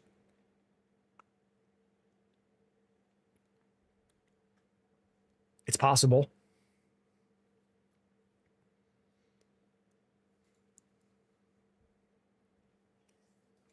And if you're worried about tight end for this year, can you get someone older like Travis Kelce, who's just going to give you decent production? Dallas Goedert in his final year or his final couple of years there. But would I be okay doing this trade? I don't think it's insane. I don't think it's crazy. You get that future first. You feel like you're contending right now. Do you then take that first and send it for something else? I bet you could come. Like, I don't think you're massively overpaying in a 4 for 3. You like to take the gamble. I think this kind of is removing some of the gamble. You're paying a little bit of a premium and capping the upside of the 109, 110, which we should say, even if we don't feel great about the 2026 class. Like people last year were saying, like, I don't want a Buka at all. He's the 3rd wide receiver. And then he wound up being pretty okay, like pretty good. That could happen with 109, 110. But if you want to make this deal and move on from CeeDee Lamb to then just be a little bit more sure that you're going to get value out of 109, 110, I think it's fine. I don't think you have to not do this deal or that you have to search so hard to go find something else. This one's okay. It's clicking that it's going through. There we go. That one is closed out. K Barn, League of Extraordinary Gentlemen. Ooh. All right, Garrett Wilson He says, this trade already happened, but got my wide receiver upgrade. Okay. 14 team Superflex, start 9. Garrett Wilson or a 28 first and Nick Singleton. Yeah, I'm taking Garrett Wilson here. Basically every time. Ryan Carlson, I guess my final question is who at the 102? Carnell Tate. I think I would just go Carnell Tate. He's got the most value in the market right now. So I would just go with that at 102. In this deal, for Hail Murray is the team. K-Barn in this 14 team. Do I like this deal? Singleton in the first for Garrett Wilson. I like the Garrett Wilson side. I think you could take Garrett Wilson and trade him for a 28 first and someone much better than Nick Singleton. And then we'll jump back to Ryan's question. I think this one's a clear win on the Garrett Wilson side. There's not a ton of nitty gritty to go into here. Let's take a look at this. Or this one's submitting the review, and then we'll talk through Ryan's question. The reason of Tate over Tyson. We covered stuff like this a little bit before. I don't remember the exact. I think it was C. Thompson. Here's what I would look at. I'm pulling it up, but I'm not having a stroke. I would just look at startup ADP. If you're worried about who to take with Tate or Tyson, I use this website. This is not my website. This is Dynasty Data Lab. You can see this up on the top of your screen. Ooh, let me clear the overlay. There we go. Now, oh, maybe. Yeah, now you can.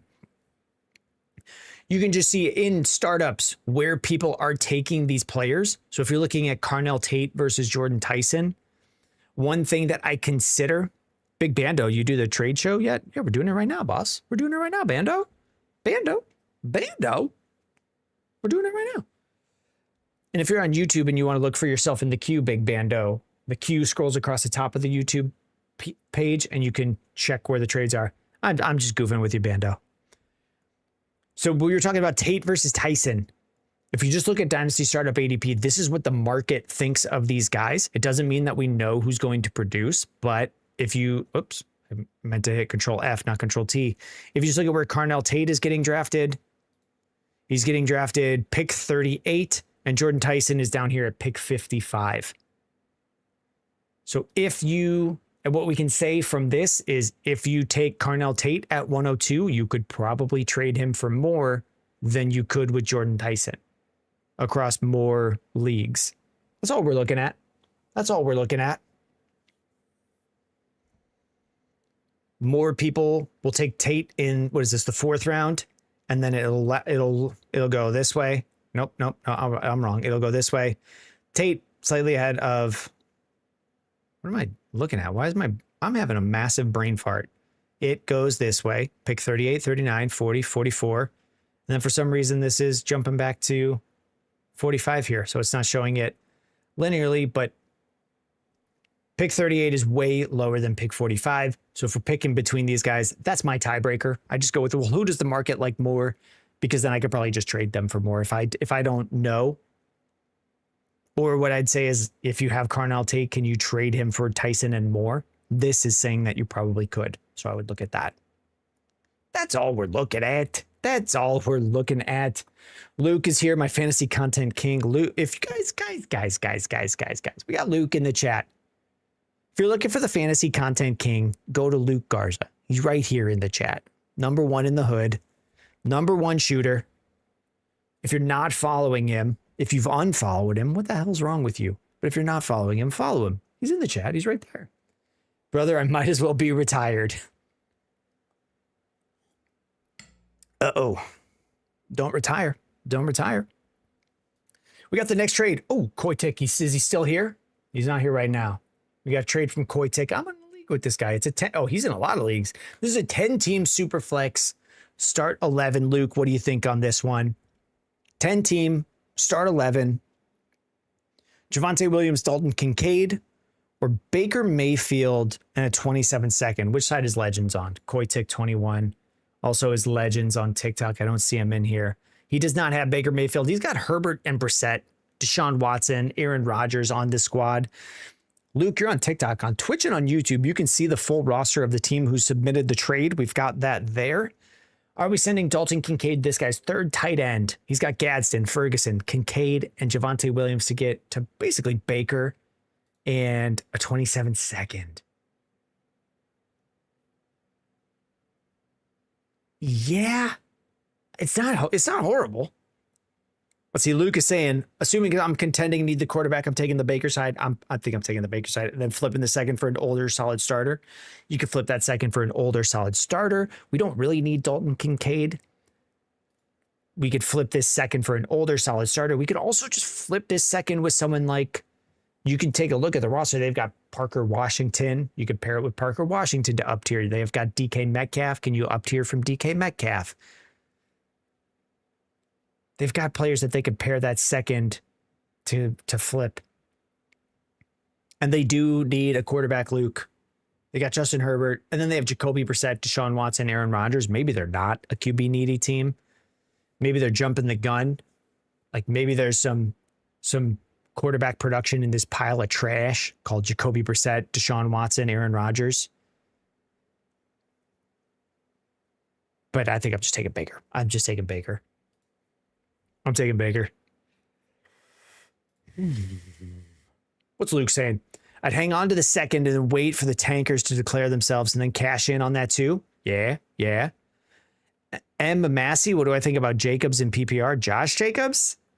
I'm not making a lot of moves for Josh Jacobs. Sometimes there's players I'll just say, hey, if someone gets him cheap and they win, it's okay in Dynasty if another team gets a win. Oh, Big Bando, you're the champ is here? We covered the champ is here. Big Bando, we covered the champ is here. Just saw your takes. Oh, God. Grill me, Bando. Sorry, Bando. Oh, okay. We got the next trade coming up here. Big Bando, you let me know what you think. I'll try to jump back to them mentally, but it is hard. Ethan Lovejoy says Baker side, easy, IMO. I'm the Baker side. Ethan, welcome back in. We've got this deal, 10-team super flex. I think this one's going to be a fast one. Tyler Shuck or a 27 first and a 28 first. It's the picks. It's the picks for me. What Keller said, I would take the 2 first so fast. Thank you for telling me in the chat. Mike says, this is me. This trade was offered to me and I want Shuck, but it just felt too steep. Oh, Mikey. No, don't do it. Wait a minute. Boys. Girls, boys. Girls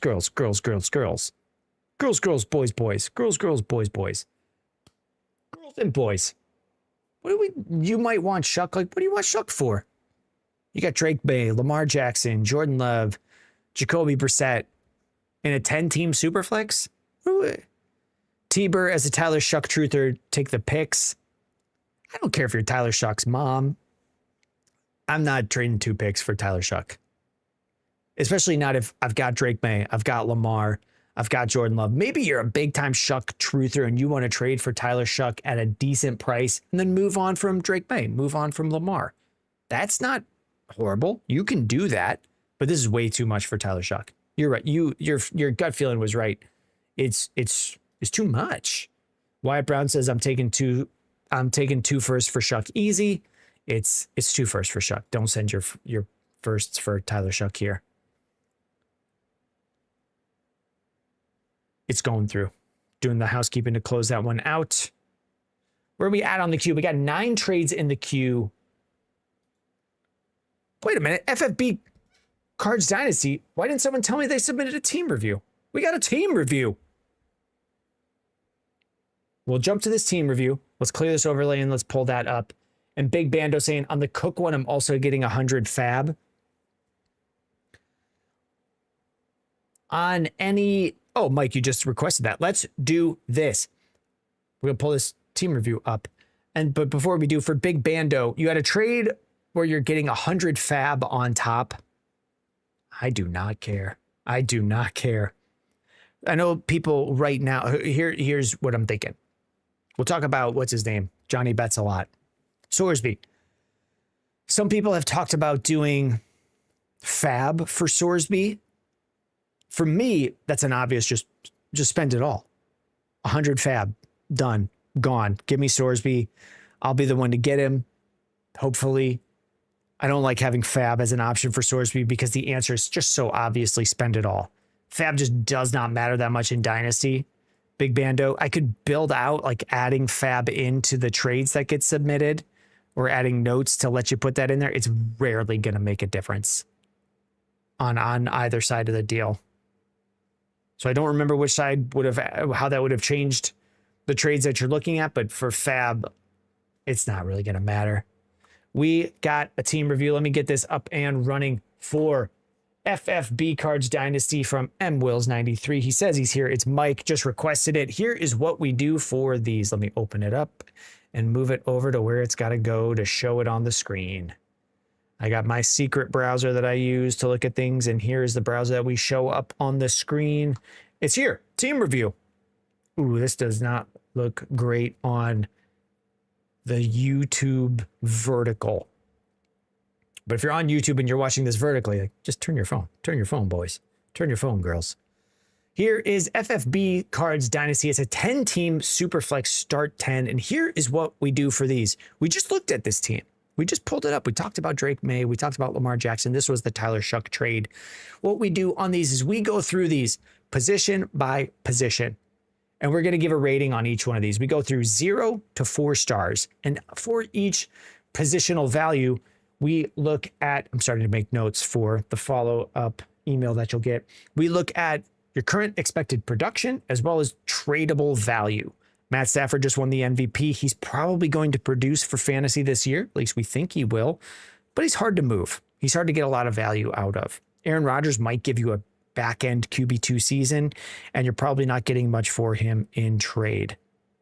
That's the kind of concept we're looking at here. How much production do you have and how much tradability do you have across each of your positions and your picks? And then we'll look at the rest of your league and we'll suggest some trades. We'll give you some marching orders. Sometimes we say things like, hey, don't trade any more picks, or hey, you have these picks, you can trade them, as ideas of things you can do for this. So we will go through these and we will look at it. We had Ethan that says, does it cost money to request a trade now? Any account got trade credits granted as a thank you for helping during the trial period. And then extra ones on top does now, Ethan. All right, M. Wills, where are we on the timestamp? 144. We'll put the timestamp at 144. And let's take a look at your team. We covered the scoring settings. 10-team Superflex start 10. We're starting 100 players a week. Let's go through them.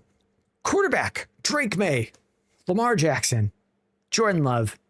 This one's going to be a 4. We've got great production from Lamar, great production from Drake May, great value as well. Drake May is what, QB2 on the Dynasty market. Lamar's still top 5. These are massive value pieces so that even if you're weaker at other spots on your lineup, you could down tier from these guys. I know we had just looked at a trade you were looking at involving Tyler Shuck, and we said, don't do that deal. But if you did trade for a different quarterback, you could then get massive pieces for these guys. So it's a 4 on value. You got so much here, like value and production. We're feeling great.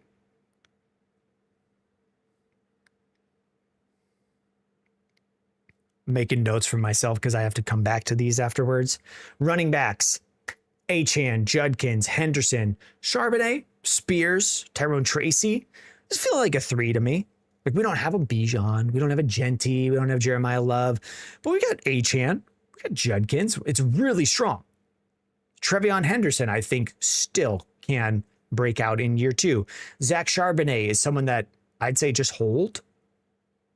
Right now, in terms of, like, we pull our rankings from Fantasy Calc, where he's running back 30.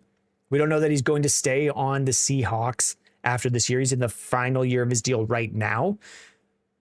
But if you just look at last year, the Seahawks thought they should be starting him as opposed to Ken Walker, who just got a deal from the Chiefs.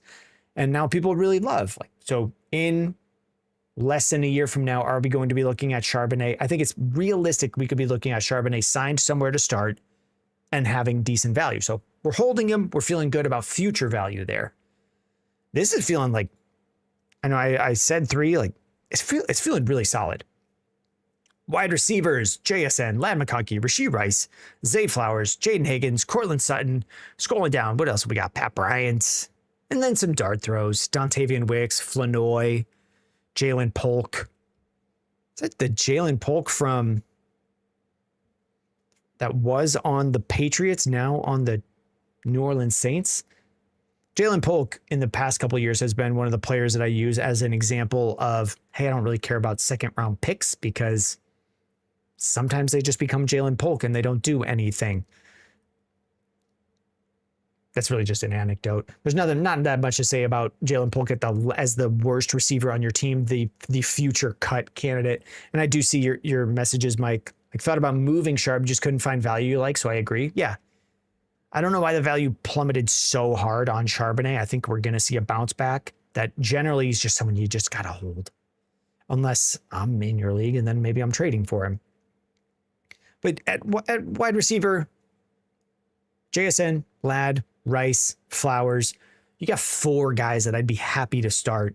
And then Cortland Sutton as a 5th option, I'd be happy to start. We're going to call that probably a 3. If Ladd was Justin Jefferson, we'd say it's a 4. But 3 is really good. Tight end, we got Eli Stowers, Brenton Strange, Ferguson, Kelsey. This is one where we're saying we're good on production. I think Travis Kelce is still going to produce for you. So we're in this year, we could probably just start Travis Kelce and then see what we have with Stowers. Stowers is giving you decent value. We'll call it like a 2.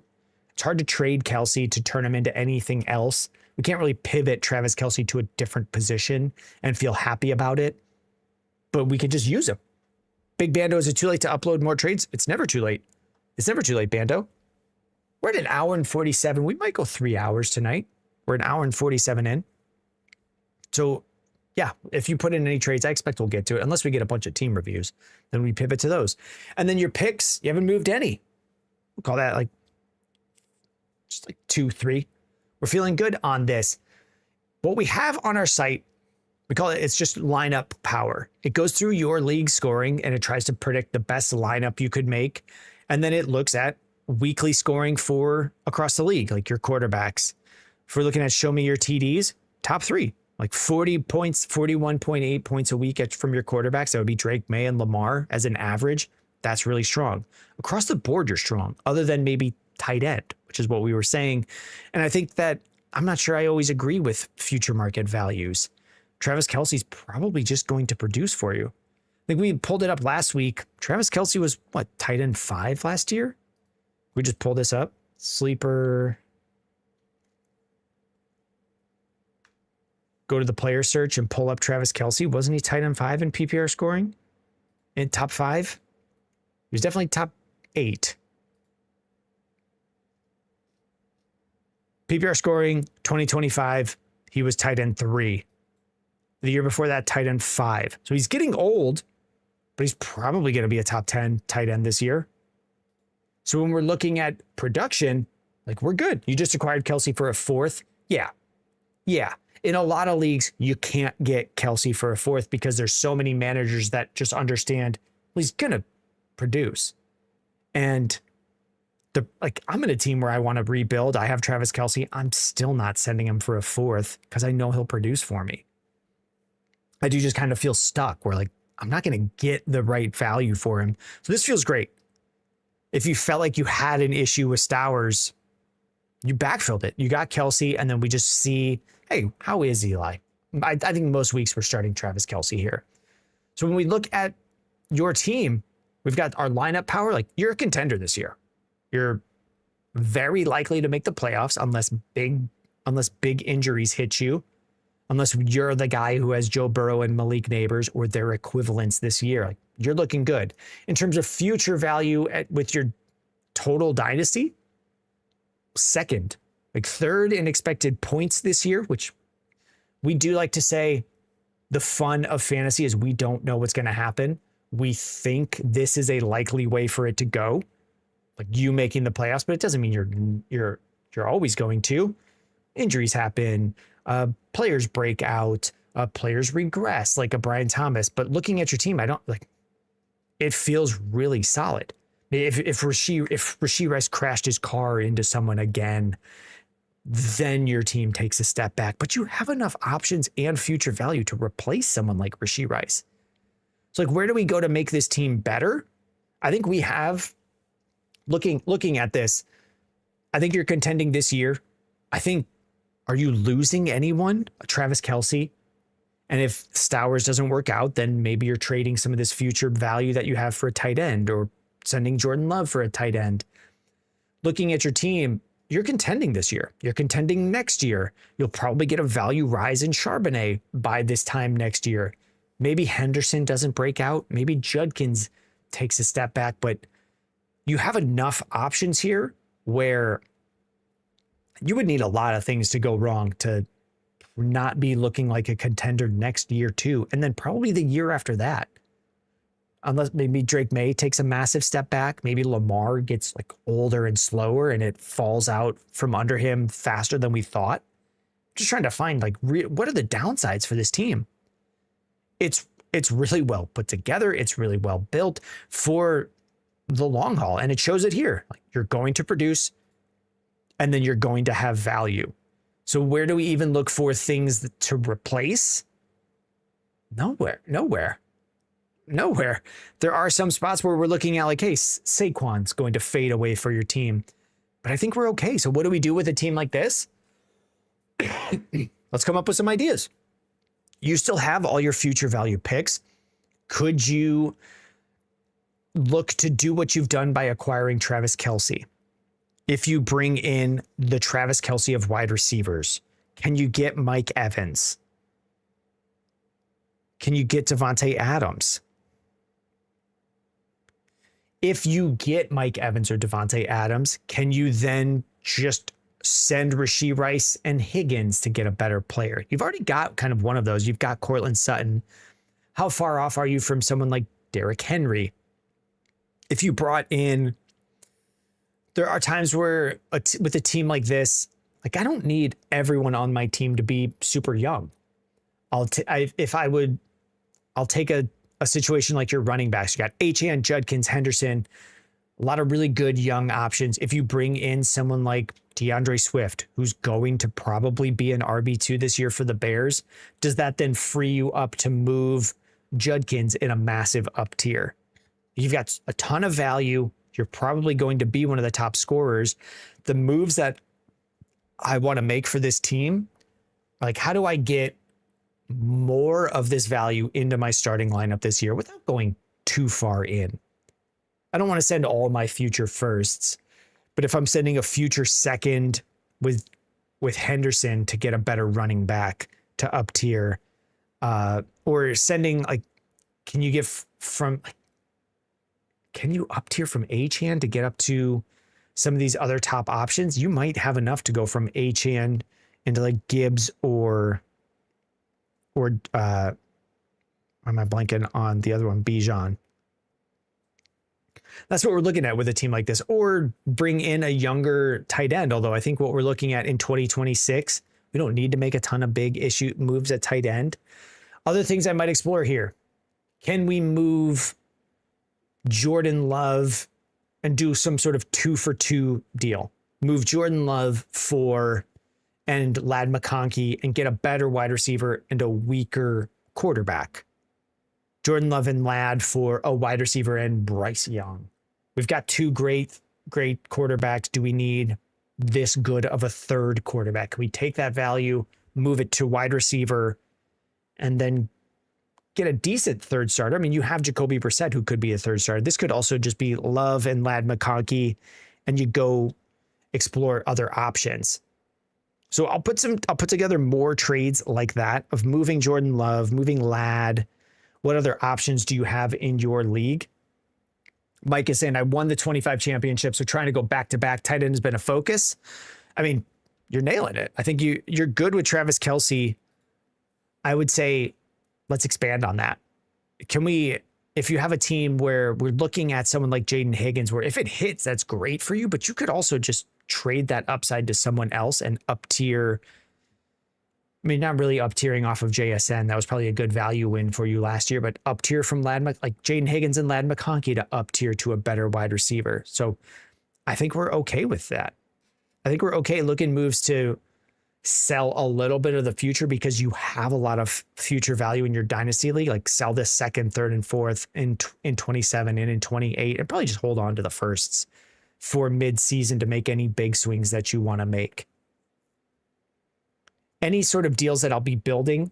So I'll send out an email with a link. You'll get an email with a link back to a page on our site with trade suggestions. But the things that I'm going to be exploring is like, if we down tier from Henderson and something, can we just make trades to get older at a position, but then get the production, get older and keep the production, and then up tier somewhere else to add more production, if that makes sense. So like Henderson and Rice, do we go to Derrick Henry and a much better receiver as an example?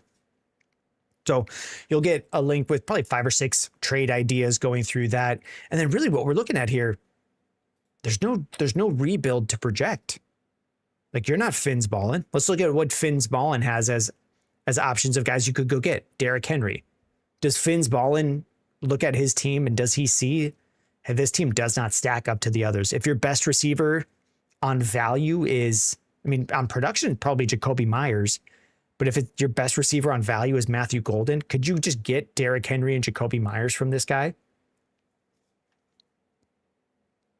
Like, what would that cost you? Because we're probably going to get good production from these guys, and that's what your team is looking for. We'll cut out some of the risk and we'll cut out some of the upside with someone like Jaden Higgins. Just snag Jacoby Myers, start snagging Derrick Henry, moving seconds to grab those guys. Because you can take a little bit of this dynasty value and take a step back and still be fine to improve your lineup power and get a little bit higher there. Matt Dunson, was the projected production share on your site? It's a breakdown of total league scoring. So you want to be around, this is just a pivot for Matt Dunn on the question. If you look at the My Team page, we added in a projected production share, and it's saying, like here, this team, here's a clear example of it. My team has no running backs here. I have Ollie Gordon, Devin Neal. So it's saying I'm probably going to do about 1.2 of the total running back scoring this year. That's all my team is going to have. You want to be at about 8% on any given thing. If you're just looking at 100% divided by 12 teams in a league, if this league is a 12-team league, that gets you around 8%. So I'll be one of the weaker scoring teams looking at it that way. That's what that means, Matt. I'll add some more clarity on there of what that is. Wrapping up on Matt's team, like you've already hit what Keller has one get that empty of a running back room. You just pivoted at the end of the year and sold pieces. Oh, I need to clear my throat and then we'll wrap up on Mike's team. I saw a question from Matt and the team review is Mike. So check your inbox. You'll get an update to a finished team review, and it has trade examples on there of what I would look like. Also play around with the trade builder that we have, Mike. You could check out, it's going to pull up my league. I don't have this set up to show your league. boombustfantasy.com/trade-builder.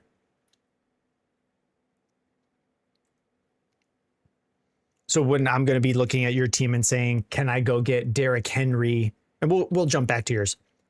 But you can take here, it'll pull up your team here. And if you wanted to move some players from your team and grab someone like Derrick Henry, we've got this feature here. This is looking at one of my leagues. I'll make a better use of the site to show your league to do some of these. But I'm going to be looking at this for your league and putting together trades. So if I wanted to move these guys and get Derrick Henry and a better receiver or if I want to get Olave and so on, well, that's an example for you. Or that's a tool that we have for building that out. For your team, we'll send out some trades and let's take a look at someone like Whiskey Slob. We looked at Finsball and one of the weak teams. Does Whiskey Slob have other guys that would fit for you? Like Devontae Adams. Some of the players that we were mentioning for you to target are on the teams that probably should be heading into a rebuild. Do we go get the higher upside guy of Antonio Alec Pierce? Just saw a question about Antonio Williams, which had me talking to Antonio over Alec.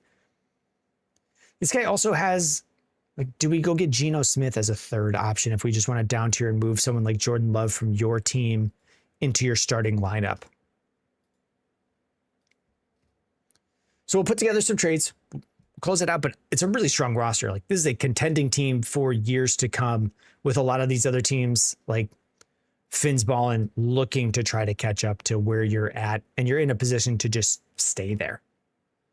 Sometimes I'd recommend moving like off of a player like JSN or Drake May. I don't think we need to on this team because the lineup is very strong across the board. If we need to get to 10 starters, we've got Drake May, Lamar Jackson, Achane, Judkins, Henderson, JSN, McConkey, Stowers, or Kelsey at tight end. And then we're also looking at Rashee Rice and Zay Flowers. Like, that is a very solid 10 with options to fill in on bye weeks. Like Cortland Sutton can fill in on a bye week. So we're going to be looking for ways to take some of that 10, make it a little bit older in some spots, and then get far better producers in other spots to just increase your production. We can cut back on some of that age. We'll close that one out. Thank you very much, Mike. I don't want to brain fart. Okay. Mike saying that was awesome. Definitely be in the trade builder. Thank you. Hey, Mike, thank you. If you are looking to have us pull up your team and look at it in depth like that, we have that on our site, boombustfantasy.com. You can go to the team advice page, which would be up here in the top. Once you've connected your account, it'll pull up all of your leagues. You pick whichever league you want to take a look at, and you can go to the team advice page and hit request team review here. We use a team review credit system. I think they're cheapest ones on the market, or I think they're the lowest prices on the market, but this is a premium product. And I think we give a pretty high value for what you pay on that. So if you are on this page, you can also hit team review credits remaining, and it'll take you to the page on your profile to fill that out. And now we said when team reviews came through, we would add people into the Dynasty Startup. We've got our Startup League coming. Maybe I'll pull that up. Sleeper.com. We said we'd be adding people into our league. Oh, you have to go to sleeper.com/leagues. We've got Boom Bust 10. Last offseason, we filled 9 Dynasty Startups. We are now jumping to Boom Bust 10. We're going to launch it this week, and we've got space. We've got space. I think for these first, let's find 3 from the, let's go with 3 from the chat, because I think for these first 3, we're going to pull out some of the people who have been here for a while. I've got just a memory of who's been in on these shows during the off season. Like, what Keller was SpongeBob Freak Pants. He's been here for years. What Keller, are you here? And he's bought a team review. Yeah, What Keller, ping me on, I'm going to write you down. Ping me on TikTok, and I'll send you the invite there. Dan Grimm, why does it say meme? Vascilla, how are you doing? Was there a meme, Dan Grimm? Or am I missing the joke? If there's folks trying to get in on the startup, now is the time.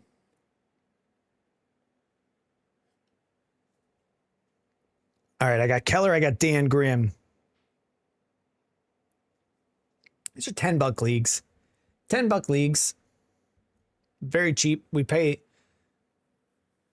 Vasquez just saying good. How are you? I'm doing great. I'm doing great, boss.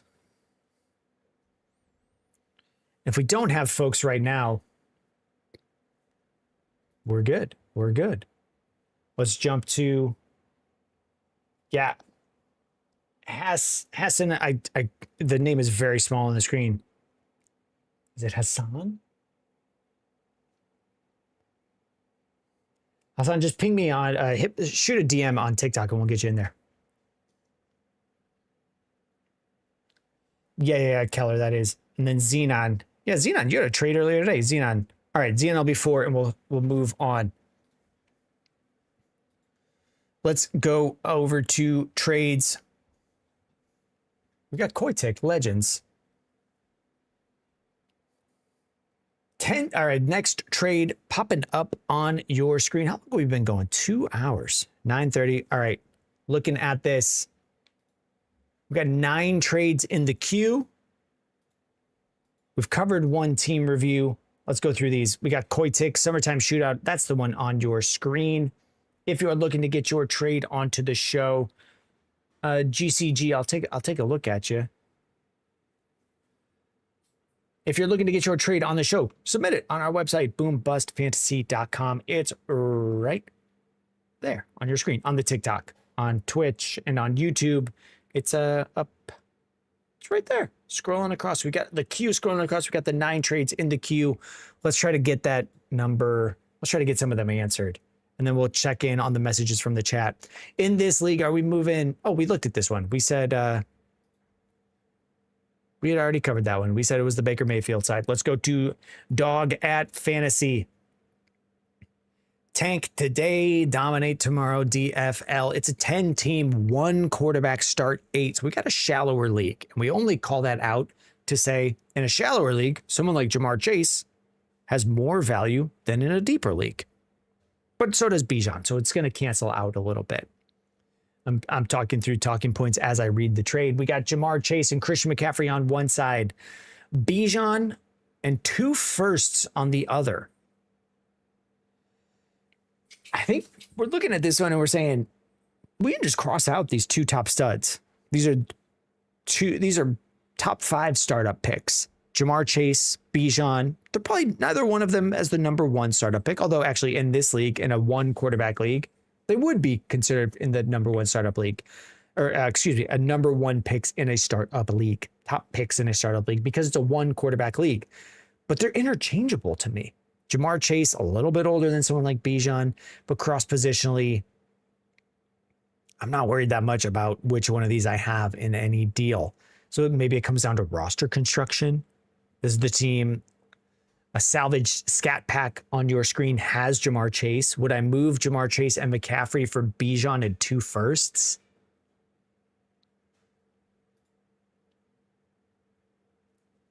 I can, yeah. I can. Which side has more value? Probably Bijan and the firsts. Compared to Christian McCaffrey, likely, I mean, how old is McCaffrey up to? Is he 30, 31? Christian McCaffrey is 30 years old. He was born June 7th, so he just turned 30. So he's very likely nearing the final stretches of his career. Would I move McCaffrey for 2 firsts in this league? Yeah. And then take those 2 firsts. If you need another running back, you could probably send those 2 firsts for running back that has a bit more value than McCaffrey. Maybe not the same production this year. So give me the Bijan side. But in this deal, if you're looking at this and you're not thinking Jamar Chase and Bijan are essentially the same, then pivot on it. But that's how I see it. All right, we got Mish featuring BL Fan. I'm trying to read all lowercase on the names. We'll pull the trade up. If you would say this name on the TikTok, it's right there. Differently, it's actually down there on the Twitch feed too. Let me know. Or if I'm saying it wrong and you're in the chat, let me know. What do we got? We got Kyle Monungai, Luther Burden for Judkins and Jaden Higgins. It's a 12-team Superflex start 10. Michigan Football Fan. Yeah, that's way better. That's way more. That's way easier to understand. Michigan Football Fan. Yeah. Yeah, we're dumbasses. Yeah, I'm a dummy. All right, Luther Burden and Kyle Monungai for Judkins and Higgins. The notes here say I'm looking to upgrade my running back room. Is sending Burden away worth it here? You drafted for a 2-year build. You have 227 firsts. We can see that, right? Right here. I haven't looked at it yet. Second burden with Caleb was my plan all along here. You don't have to have Judkins, but add Ming, just running back room wouldn't hurt. Let's take a look. Let's take a look. Let's take a look. What do you got? You got 127 first. Didn't you say you had multiple 27 firsts? You have 227 first. I see one. 227 seconds. Did you move a 27 first? Or is something going wrong here? 227 seconds, my bad. I wouldn't worry a ton about having 227 seconds. I don't think it's a massive thing. The way that I'm viewing this deal, Burden and Judkins pretty interchangeable, and then Monungai and Higgins interchangeable on the other side. So if you really like the stack of Burden, trade seems like super even value to me.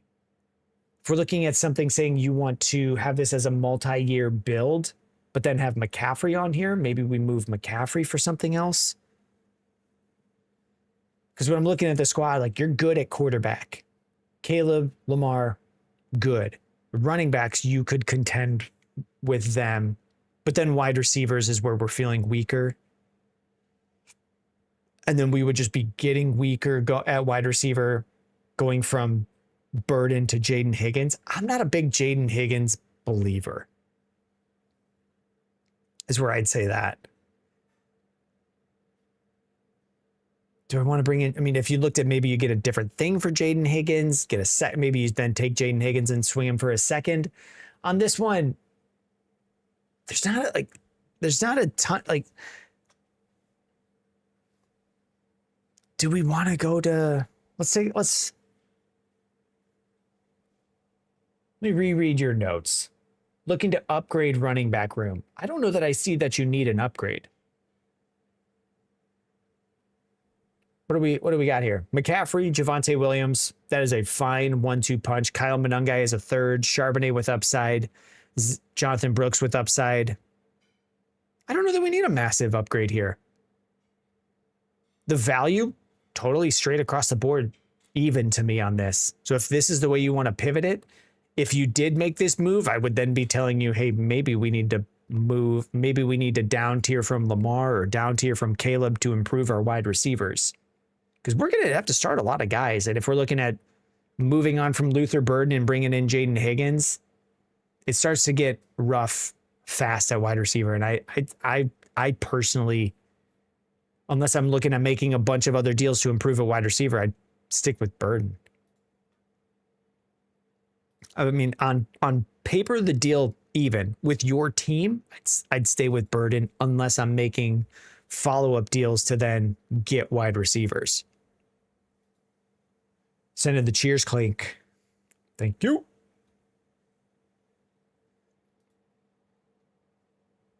All right, we got Murdoch. Ian. Ian's still here. We're finally to you, Ian. Mondays are the trades back up on Monday. T. Burr is saying he might stay the Burden side. And then I didn't catch this one from GCG. Tried making some trades, realizing my startup will have to be overpay to trade. Painful reality. That's a bummer. That's a bummer. Is no one trading in the startup? All right, what have we got here? Ian Murdoch, 12-team, 1 quarterback league. You start 8. 12-team, 1 quarterback, start 8. We got Roma Dunze and the 111. Or Xavier Worthy and the 102. If you have the 102 and Xavier Worthy, are you moving it for Roma Dunze and the 111? I don't think I am. I think I'm just taking Carnell Tate and calling it. And keep it like Worthy compared to the 111 is not a big value swing to me. I like the upside of Xavier Worthy. I think a lot of what I'm willing to say, there's a real chance he's just hurt a lot of last year. Week 1 got trucked by Travis Kelce. That stuff does linger. You can be healthy enough to play and not be healthy enough to fully be what you thought you would be. If we just did not see Xavier Worthy at full health last year for most of it. And then the time when he may have been the healthiest, Patrick Mahomes had knee issues. I think I'm just sticking with the upside of Carnell Tate. I don't love the 111, and I don't feel a big need to move on from Worthy. I might just hold him and see what happens. I don't think his value is going to get much worse if you hold it. And there's a very real chance that it goes back up a little bit. So I'm sticking with the 102. We'll take Carnell Tate there. All right, we got Gridiron Guru MVP. Not Gridiron Grump. Reading is hard. Reading is hard, and the letters are small on my screen. And they're all lowercase. I don't know where the one word ends. And I'm a dumbass. 12-team Superflex, start 9. How are we feeling for Gridiron? On one side, it's a big boy trade. We got 4 for 3. Shuck, Addison, Javonte Williams, and a 27 third. Or Jordan Love, Judkins, and a 27 first. Who do we like more? Shuck versus Jordan Love. I think this is one of those ones where you can just kind of cross them off, but I like Jordan Love more. They're very even in terms of like, what does the market think of these guys? Where's their production going to be? Give me Jordan Love compared to Tyler Shuck. And then we start to look at the rest of the trade, and I think it starts to make more sense. Like Judkins and a first, or Javonte Williams, Jordan Addison, and a third. Like, I like Judkins more than Javonte Williams. So now we're just looking at a first or a 27 first or Jordan Addison and a third. Like, give me the Jordan Love side. Just in a vacuum, that's the side I want. And then this team has Jordan Love. I'm sticking with him. Gridiron Guru has on Romeo Rascals. I'm sticking with the Jordan Love side. I know we've had some Shuck believers. I'm an okay. I don't think I might be a Shuck hater in terms of I just see there could be downside, so I like to price that in. This is not a deal where I would go get Tyler Shuck like this. I would just stick with Judkins, Love, and the 27 first. I really like Jordan Addison. I would say go get Jordan Addison, but not in this way. When we're doing a 4v3, I want the value of the 4 to, I want it to be an overpay, and I don't feel like we're even getting an overpay. Stanky Guso saying Shuck is the truth. But what if the truth is just Shuck isn't that good at football? Like, what if that's the truth he is that he's just not that good? Or that he's okay? Or that he's Jordan Love with a different name? Let's take a look at this one. Okay, can we get an up tier trade? A 4 for 1. Are we doing this? We got B-Dog 889. One side, JSN. Big dog. It's a 12-team Superflex, start 9. PPR, tight end premium. You can check the scoring settings. They're on the page. On Twitch and YouTube, they're up here, down here. They're on TikTok. JSN on one side, Devon Achane, a 27 first. They call it a projected late. Isaiah Likely and Parker Washington. If I'm saying I want 4 firsts for a player, and in a 12-team start 9, I want 4 firsts in value for JSN. I don't want 4 things in general. Sometimes the 4 things can be really good. So if we're looking at Devon Achane, that's probably 2 firsts. A 27 first, that's a first. So 2 plus 1, we got to 3. And I wanted to get to 4. Is Isaiah Likely and Parker Washington getting you to 4? Not really. Not really. Like maybe if I had, let's take a look at this. B-Dog the JSN side? B-Dog is the JSN side. Does this team need to split JSN? No, not in this way. Maybe they've got Scatabo and Josh Jacobs. Maybe they're trying to get a running back. If I'm looking to do a deal like this, I'm not taking JSN for Achane and then like bits and bobs. Here, Achane and a first. I think you should get a little bit more. And then Isaiah Likely and Parker Washington, that's not the board that I want.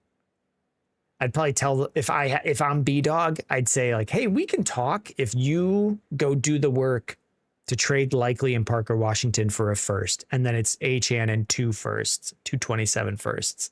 Then we can talk. Otherwise, I don't want to be the one holding Likely and Parker Washington and having to do all this extra stuff to get to the value that this should be. That's going to be the deal breaker for me. Like I'm taking JSN.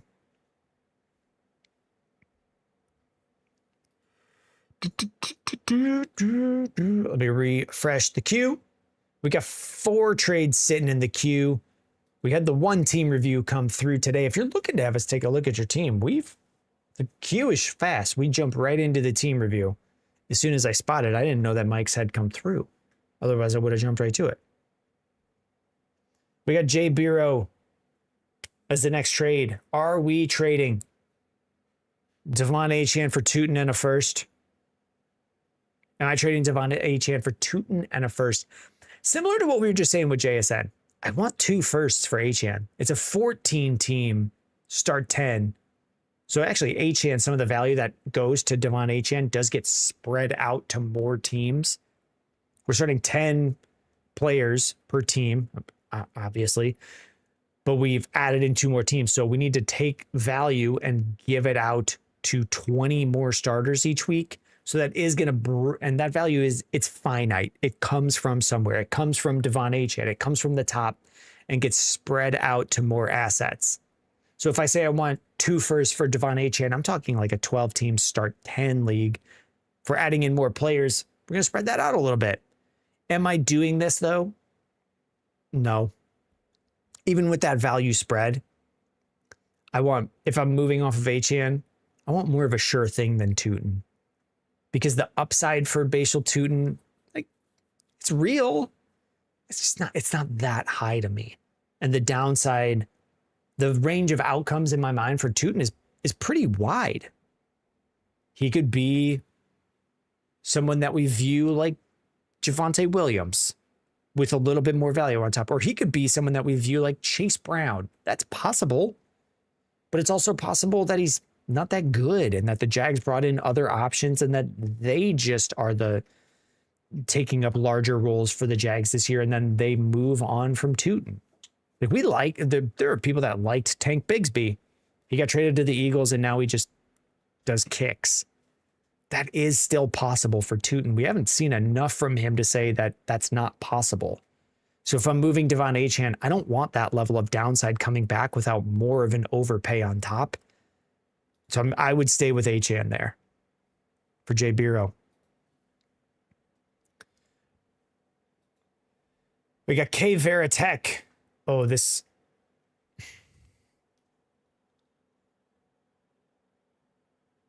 I need to make a note because this is an empty trade. Oh, what could I get value-wise for both of these guys from K Veritek?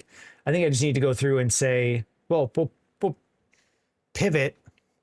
K Veritek, I mean, the trade is empty. So we're not going to spend a bunch of time looking at this one. I'm just going to say, check out. I'm typing for this guy. Check out our trade builder. And let's pull, if you guys have not seen what we've got for our trade builder, we just dropped this today. So we're going to keep updating it and updating some of the trade value calculations, but take a look at what we got. Take a look at what we got. Where is it?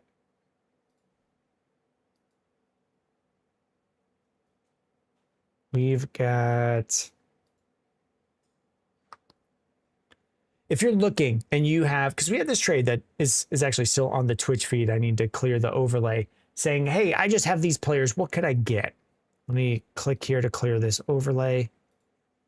Someone just wants to know. They have Jordan Addison and Jalen Coker. What sort of trades could I build? It's going to be tougher with once we get into lower tier assets, their values actually get pretty wide ranges. But if we're just looking at, hey, what could you get for players on your team? We've got our trade builder. You can go to boombustfantasy.com/trade-builder and it'll pull up your team on the left. And you can click players to add them to the trade. Say, what could I get for Roma Dunze and Casey Concepcion? It starts to build, like it's got suggested packages right here. If you just want one player back, it's a fair value trade to get Omarion Hampton. It's going to find this answer for you. You could get Omarion Hampton. If you want to get two players back, you want to send out a Dunze and Concepcion, how about Nico Collins and a 29 first? That is fair market value right now. It's going to help build trades for you. Let's say you want to take a look at this and you only like one of the players coming back. Let's say you like Tet McMillan in this deal. You can just click Tet. It'll only add Tet to the other side, and then it'll pull up that guy's roster. So you can look and say, well, he has Tet McMillan. Could I get Tet McMillan and AJ Brown? Well, then it starts to say, hey, you didn't add enough. But you could send George Kittle to start to get you there. You can start adding in pieces to get back and forth between your team and the team that has the players you want. We're going to keep updating this over the next couple of days. It is in testing right now. It's our trade builder. I think it's really good. I think it's really good. It's already got me looking at my team going, I know which guys I want to move on from. Like I've got a league where I've got Alec Pierce as my 6th receiver. I should probably start taking Pierce and other receivers to up tier, and I'm just using the trade builder to do it. Let's go back to trades. We covered K Veritex. Let's take a look at the champ is here, which was Big Bando. Big Bando with a big trado. More like big trado, Big Bando. Are you still here, Big Bando? You'll catch the replay. It's a 12-team Superflex start 10 PPR. It's covering my face on the TikTok feed. Half-point tight end premium. How do we break this one down? The notes say, would you take this over the Cook for Nico Worthy and a third? You're going to start frying my brain with this one, Bando. He's here. I will try to remember. I think we said James Cook for Nico Worthy and a third. We were taking Nico Worthy and a third. Would I take this trade over that one? I mean, James Cook isn't even in this one. You've got James Cook. Would I send... You have Chase Brown, but I send Chase Brown, Pittman, James Conner, Richardson. I'm not finding a ton of value with Richardson or James Conner. Am I sending Chase Brown for Chris Olave? Sure. We've looked at one of these deals like this for you. Would I send Pittman for Aaron Jones and a slew of other things? Yeah. Yeah. Is this a real deal that you have offered to you? Because we've kind of talked through this one a little bit before. I probably like Chase Brown and Olave right around the same. I like Pittman more than Aaron Jones, notably more. But Pittman for Aaron Jones and a bunch of picks that I could then turn into other things in trades, sure. I like to restock on thirds every once in a while. And this lets me do that. James Conner, I don't really care about him. Anthony Richardson, I don't really care about him. So if I'm just taking these ones, if this is a trade where I'm just taking James Conner and Richardson and converting it into thirds, like a lot of thirds and seconds, 28 third, 28 third, 29 second, 29 third. Would I do this over the other one? No. If I have a deal where I'm just sending James Cook for Nico Worthy and a third, I'm probably taking that before I'm doing this. Although maybe if you just love James Cook, I guess we're sticking with that. Conner and Richardson, just fill-ins. I'd have to drop them anyway. Yeah, that's kind of what it seems like. Do you have to drop them? You would have to drop one of them. You don't have to drop them if you're taking all these picks, because you can then, these picks don't count against your roster. Like, is this a bad value deal? No. I might take the slight value of the Olave side. Would I do this and the other deal? No, because you're sending all your running backs away. Cook, McCaffrey. I mean, if you wanted to start exploring what could you do with Nico Collins and Chris Olave to turn them back into other running backs, I could see myself doing both of them. They're both fine to go through, is what I would say. And then which one would I do first? I can't. It's hard to know what I would do first looking at a mess of third round picks, like without really knowing your league, what can you do with thirds? What are these? What can you specifically in your league get for these thirds? How does your league use thirds? Because I'm in some leagues where a third is sometimes just added on to trades just to get an even value trade to go through. And sometimes I'm just fine with that. But both of these are fine to take the mega packages. I don't really care about Jaden Blue, but I also don't really care about James Conner. Maybe they have some value for you this year, but I think I'm fine with both of them. I think I just like Olave a smidge more than Chase Brown. All right, Papalos, 97. Sunday Stress League. Here's a trade. It's not covering my face anymore, which does kind of make me panic.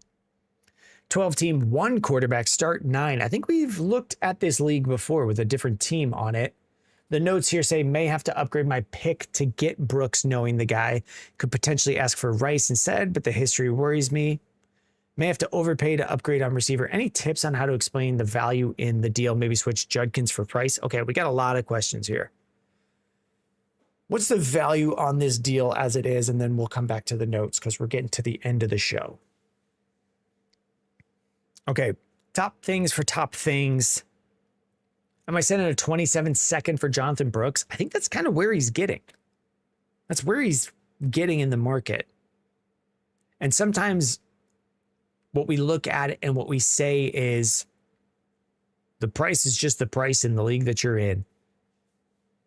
Should you be able to get Jonathan Brooks for a 27-second? Yeah. I'm in some leagues where I don't want to move Jonathan Brooks. I understand that I won't get more than a 27-second, but I just don't want to make that deal. The price is the price in the league that you're in. And if you're in the league that I'm in where I have Brooks, I don't really want to move him.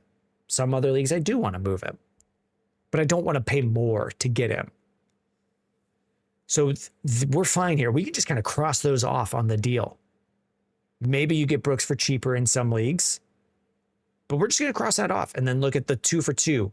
Are we sending Hampton and Pierce for Judkins and McConkey? Yeah, this on paper is just the market rate on these players. Maybe people want Hampton more. Is this you, GCG? It's because you have Chuba, so you may have to offer a 28 first. If anything, don't offer a 28 first. Yeah, you have Chuba. Would I do this if I'm moving Hampton to get Jonathan Brooks to have the running back for the Panthers? No.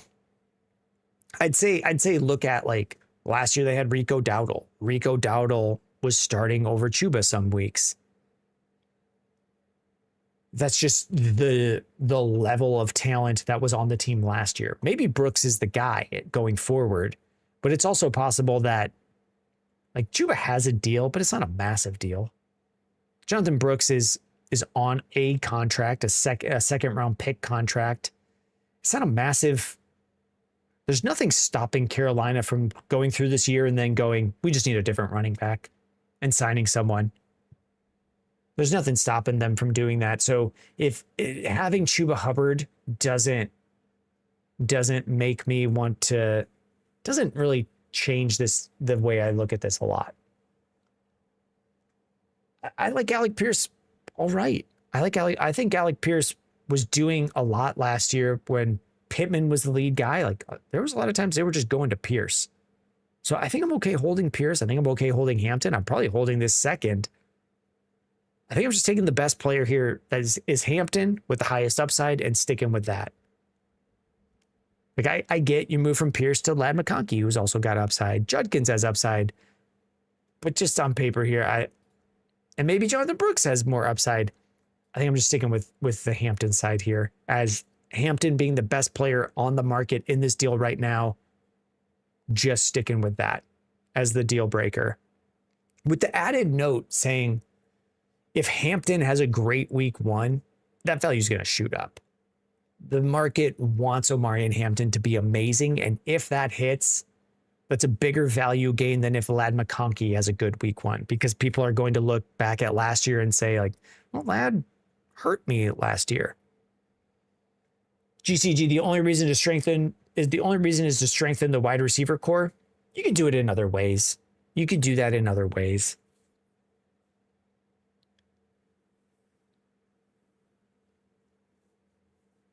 I mean, if you have value in Chuba or Blake Corum, I'd look at those. Moving those guys to strengthen the wide receiver core.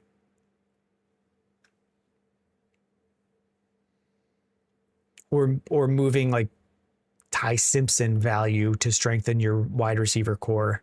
I don't know how much value you're going to get from Ty Simpson in a 1 QB league. But I know we've looked at your team and said, like, hey, we've got Jaden Higgins, all these other options. Can we strengthen it that way?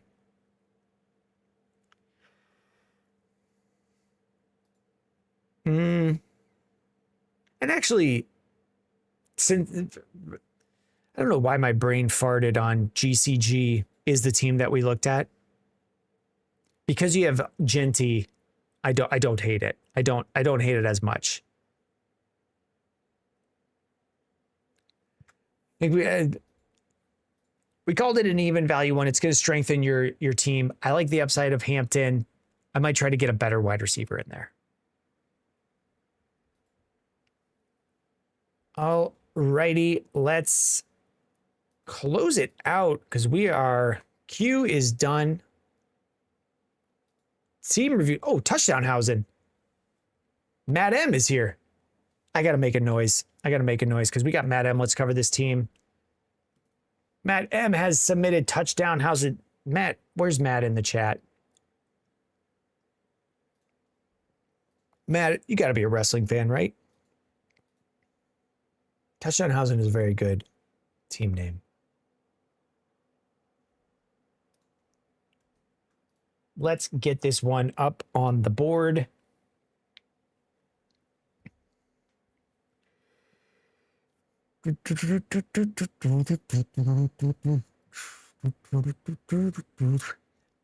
Here it is. Where I haven't seen Matt pop in. We're at 238. 238. Call it 238.30. We got Make Dynasty great again.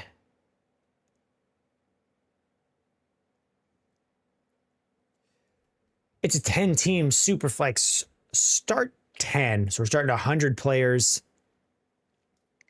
Half point per reception with a full point tight end premium. So that's going to sway the tight ends. And then we'll check in on you, GCG. I see that. Let's hit this one. Okay, what did we say this was? Superflex. And we've got, is it up on your guys' screen? Yes, it is. The team we're looking at is Touchdown Housing. How are we feeling about this team?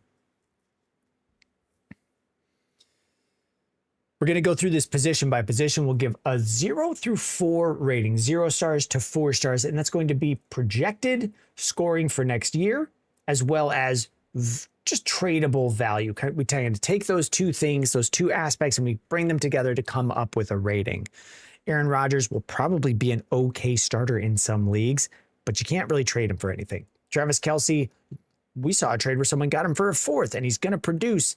I don't know that you should trade him for a 4th. His trade value is low, his production is high. We're going to come up with a score for each position and your picks. And then from there, we'll build out, hey, here's how we see this team going for the next couple of years. We'll give you a 3-year outlook and then some general marching orders and some trade ideas for this team. For Touchdown Housing, we're looking at quarterbacks, Brock Purdy, Kyler Murray, Daniel Jones, Michael Penix, Tua, Jacoby Brissett. It's feeling like a 2 here. We've got tradable value, sort of. Like Brock Purdy has value. You can move Brock Purdy at a pretty good price in the market, looking at how he's going to produce and his age. That value holds up. You could probably get more for Brock Purdy than you could for someone like Jordan Love. And in my mind, they're very similar. So Brock Purdy's got a good amount of trade value for his production. Across the rest of your team, you're going to get more production than you are going to get trade value. Kyler Murray is likely to be top 12, a good QB2 for this team this year with the Vikings. So I think we've got like sneaky good value to production there. It's not going to win you your league, but I think we're okay. Daniel Jones is as a similar setup here. Last year when he was playing, he was a top 12 quarterback. He was hot to start the year, and then that kind of faded. If you look at who the Colts were playing last year, it was actually really bad teams. I did a breakdown on it before where we went through the schedule. They were 8-2, and they had not beaten anyone of note. I think they had beaten the Chargers. They had a real win over the Chargers in that stretch, as if my mind is recalling it correctly. And then everything else was like they beat the Raiders. They beat the Falcons, some pretty bad teams where Daniel Jones was looking good and then playing on a broken leg and then injuring himself further. We don't know what he's going to be, but it's your third option. Jacoby Brissett could be a decent starter for you. Like, you have some bits and bobs that could put together a third quarterback for you. I don't know that there's a lot of future here. And we'll talk about it in trades. If I can move on from these guys, I will be. Running backs: Scatabo, Harvey, Katron Allen, Benson, Pacheco, Keelan Black. This is like a week 2 to a 1. Scatabo's doing quite a bit to get you from that 1 to a 2. I like Harvey as an okay value right now. Right now, he's running back 26 we pull values from Fantasy Calc for Superflex running backs. Like, that's not bad. He was an RB2 last year. He's likely to give you RB2 production this year with Jonah Coleman and J.K. Dobbins kind of splitting the thumper role or the power back role in this offense. And then Harvey as the secondary option catching passes. Like, I think he'll give you okay production. He's an older prospect. People aren't that excited about him, but the production will be there. It's not amazing production, but we can expect him to be okay. So there's leagues where, like, I want to go get RJ Harvey as a second or third running back. For this team, it's not feeling great. What did we say? We said 2 at quarterback and kind of like 2 to 1 at running back, and really just Scatabo keeping you off of that. Jordan Vieira, is it free team reviews? It's not. It's not, Jordan. I used to be someone who did free team reviews. I don't know that you're going to find very many people giving you free team reviews. I think our price is at the bottom of the market, Jordan. So take a look at our website, boombustfantasy.com. I think we're given a pretty good value here. Wide receivers: Justin Jefferson, Drake London, Jordan Tyson, Mike Wilson, Josh Downs. Jalen Coker still holding a little bit of value. When he came back from injury, like, he was drawing targets in this offense as the second wide receiver. Sneaky little bit of value there. Khalil Shakir probably has a little bit of value. This is closer to a 3. Like, looking at these other positions, we're not feeling great about running backs. Wide receivers, we're feeling good. This is a good set of wide receivers. We'll take a look at some moves you can make with these after going through the rest of the positions. Tight ends: Ferguson, Hawkinson, Mason Taylor. Like, it's unlikely that we're getting Mason Taylor as the dude. They went and they brought in Kenyon Sadiq. We might be looking at a Michael Mayer getting replaced by Brock Bowers situation. Mayer was drafted in the second round to the Raiders one year, and then the next year they drafted Brock Bowers in the first. And now Michael Mayer's not really a receiving option for that team. He still plays. He's still a good NFL player. And that could be what we get with Mason Taylor, but he's not fantasy relevant. This is feeling like, for production and for future value, we're looking at like a 1 or a 2 here. I'll probably end up calling it a 2 because a 1 would be like rough on starting power. It would be like if you had Cade Otton as your lead guy. Ferguson's probably going to give you decent production this year. TJ Hawkinson could still bounce back. And then the rest is like question marks. For your future picks, you've got your own 27 first, an extra second, an extra third, an extra fourth. Like, we haven't grabbed a ton of future value here. If it was just your picks, I guess like that. This is feeling like a 2. We haven't added a ton to what you have in the future. So we said, what? Quarterbacks 2, running backs 2 to 1, weak. Wide receivers, we're feeling okay. Tight ends, we're left wanting in a lot of spots. especially if it's a 10 by 10. If we're pulling out the 10 team starters that you have here, it's probably one of the weaker lineups. Like Purdy, Kyler could be good. But then Scatabo, Harvey, it's not feeling amazing. Jefferson, London, Tyson, probably all starting for you. Then we have to start Ferguson and Mike Wilson. I think there's going to be better lineups. And when we look at your lineup power, like it's at the bottom. A lot of the, just like we were saying, most of your production, wide receivers, not amazing projected production at running backs. And then touchdown or quarterbacks, like actually okay. I read touchdown Hausen and said that out loud. We're actually okay. Looking at your future value, it's also looking low. Like this is not a year where I'd say that I want to contend. I'd say we're probably looking at a retool in 2026 and then a light contention in 2027. But one of those years where you start the year and say, hey, if by week 4 it's not going for us, week 4, week 5, it's not going for us, then we pivot for 2028. So what can we do with this team if we're looking at retool, contend?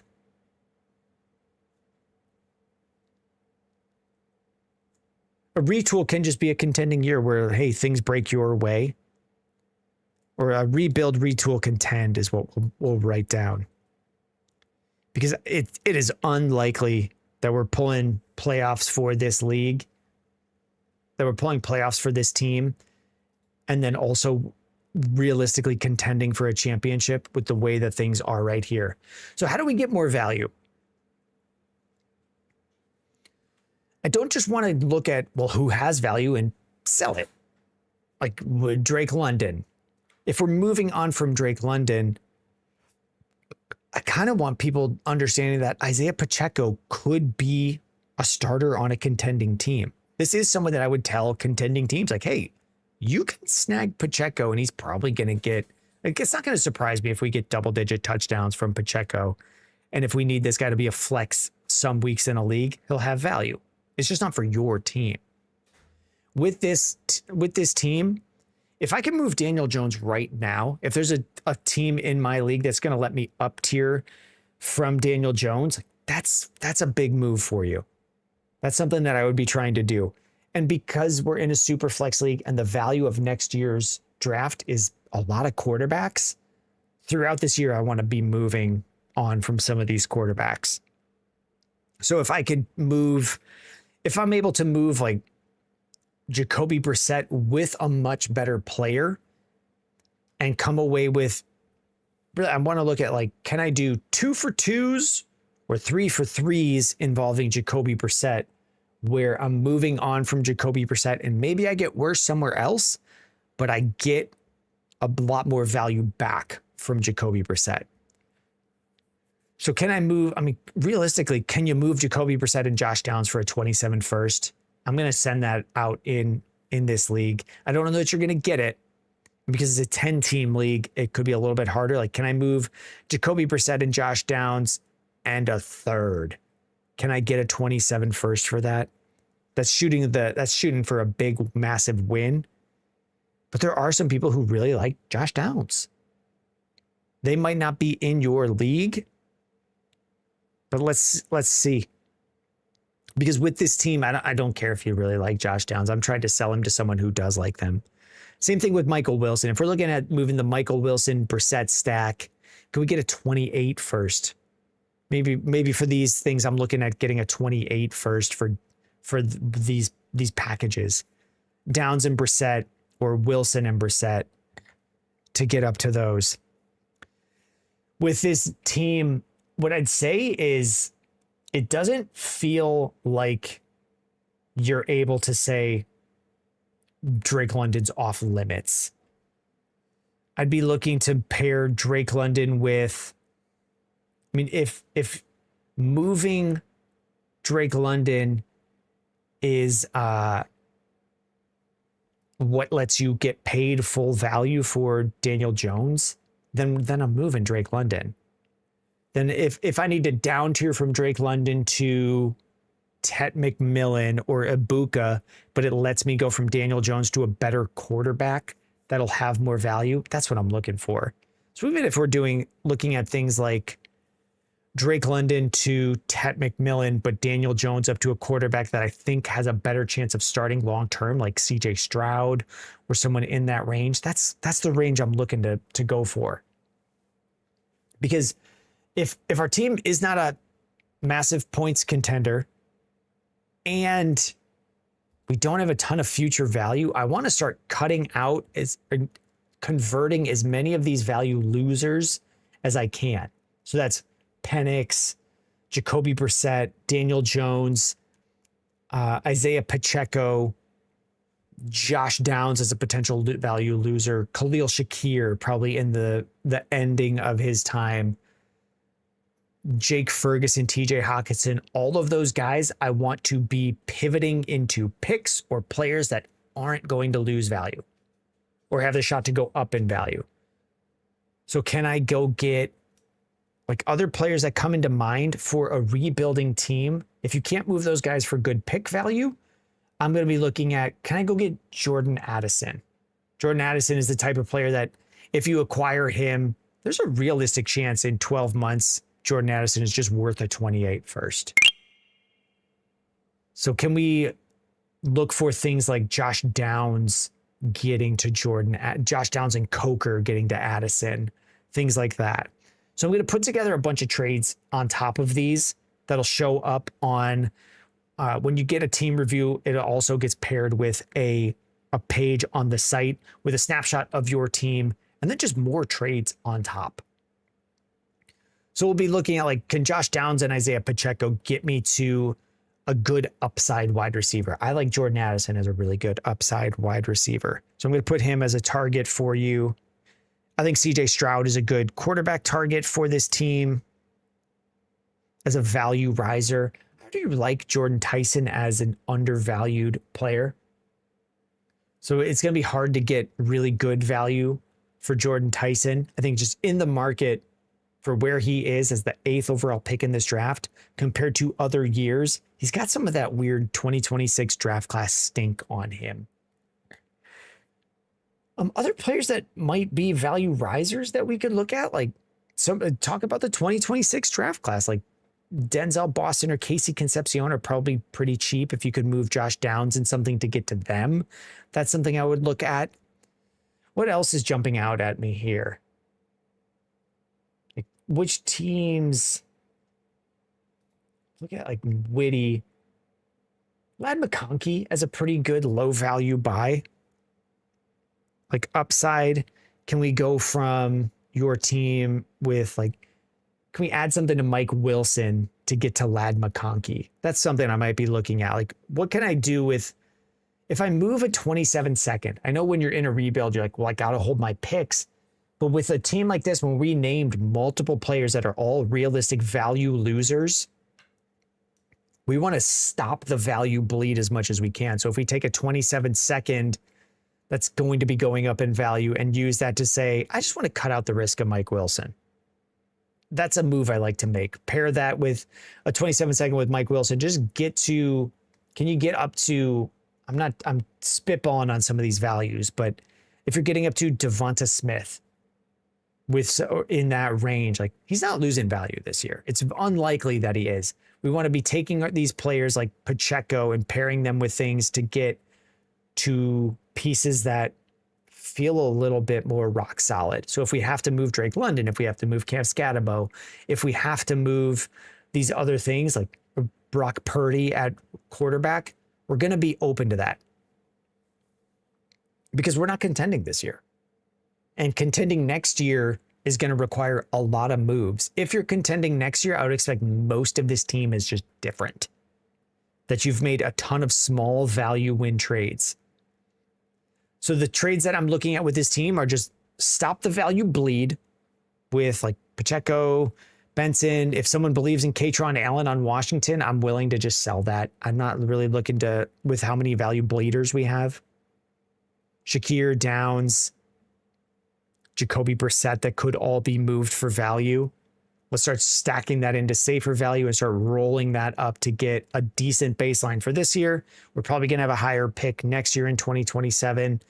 And then we start to look at if we've made enough value winning moves this year and grabbed value rising players. We'll add more suggestions of those in the recap of this. Possibly we're contending next year, but there's a good chance like it might be a rebuilding now, retooling and value gaining next year based on how the first month of the season goes, and then looking at it contending in 2028. So we'll close this one up. We'll send out, we've already talked about some trade ideas. We'll add in a bunch of more concrete fair value trade concepts on the team review that you'll have.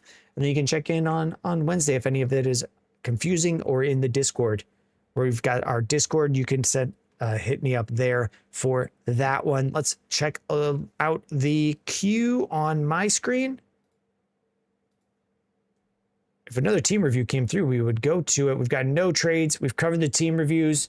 That's Matt saying, this is my team, best $22. But to be honest, you don't follow religious. Hey, thank you very much. Hey, thank you, Matt. I'm reading the whole, I paraphrase, I'm mumble mouth reading your message there. Thank you very much, Matt. Yeah, we'll expect an email from the site, or you'll be able to come back to the My Advice page.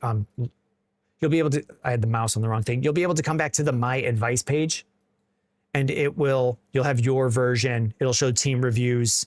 For me, it shows all the ones that I review as well.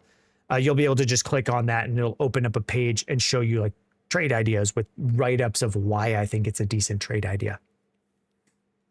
Right up there with Smitty. I don't even know what a Smitty is. So thank you, Matt. I will trust that Matt, or that Smitty is something good. I don't know who Smitty is. I'm sorry. I don't know, everyone. I'm old. Well, with that, we're at, with that, we are at the end of the trade queue. We're at the end of the team review queue. We'll be back on Wednesday. If you're looking to get your team covered, I mean, I guess if you submitted it right now, we would cover it. Otherwise, if you want to think about it and take a look at it, we'll double check that. I'll give my spiel. We'll clear out any chat messages I missed, and then we'll wrap it up. If you're looking to have your team reviewed, here is where you can do it. Did it swap to this one? On our website, boombustfantasy.com, you can go to team advice. And it's very easy to make your account. For most people, it's one click. If you are signing in with Gmail, it will sync your sleeper leagues. You just type in your sleeper name. It won't let you continue if you don't do it. So it's pretty straightforward on how to make your account and sync your sleeper league. And then it'll pull up all your leagues. Here's on my screen all the leagues that I'm in. You can hit whichever league you want to submit your team for review for. It'll say it requires a team review credit. You can click on that to buy that credit, and then hit request team review. It'll add it to the queue. The Matt Meister says, what days for lives? Any chance we'll get video recordings for reviews if we're not watching? Yeah. Actually, let me just show you. Yes, we are live Mondays and Wednesdays. And then if the queue gets too long, like we've had a long queue today, we're almost at 3 hours on the show. We'll add in another show throughout the week. And then, yes, there will be a video replay. All of these go to YouTube. So we're live on YouTube right now. There's a video replay. YouTube, I think it takes the video offline for a little bit, processes it, and then reposts it. So it'll be there. So you will get this. Let me swap to show it to you. That is a trade question. I'm looking at something on a different screen. Like this.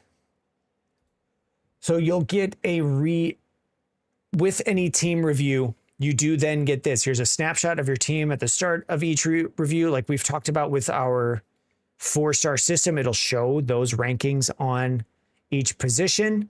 And then it gives you our 3-year outlook with some general marching orders, and then trade ideas like we've been talking about with more breakdowns of talking about them. We then also have the video of the live show that your trade review was on, and then we put chapters into that YouTube video so you can jump to yours. So, yep, if you're not there at the live show, we do just cover it. It's on video, and you can jump to that. So that all comes to you.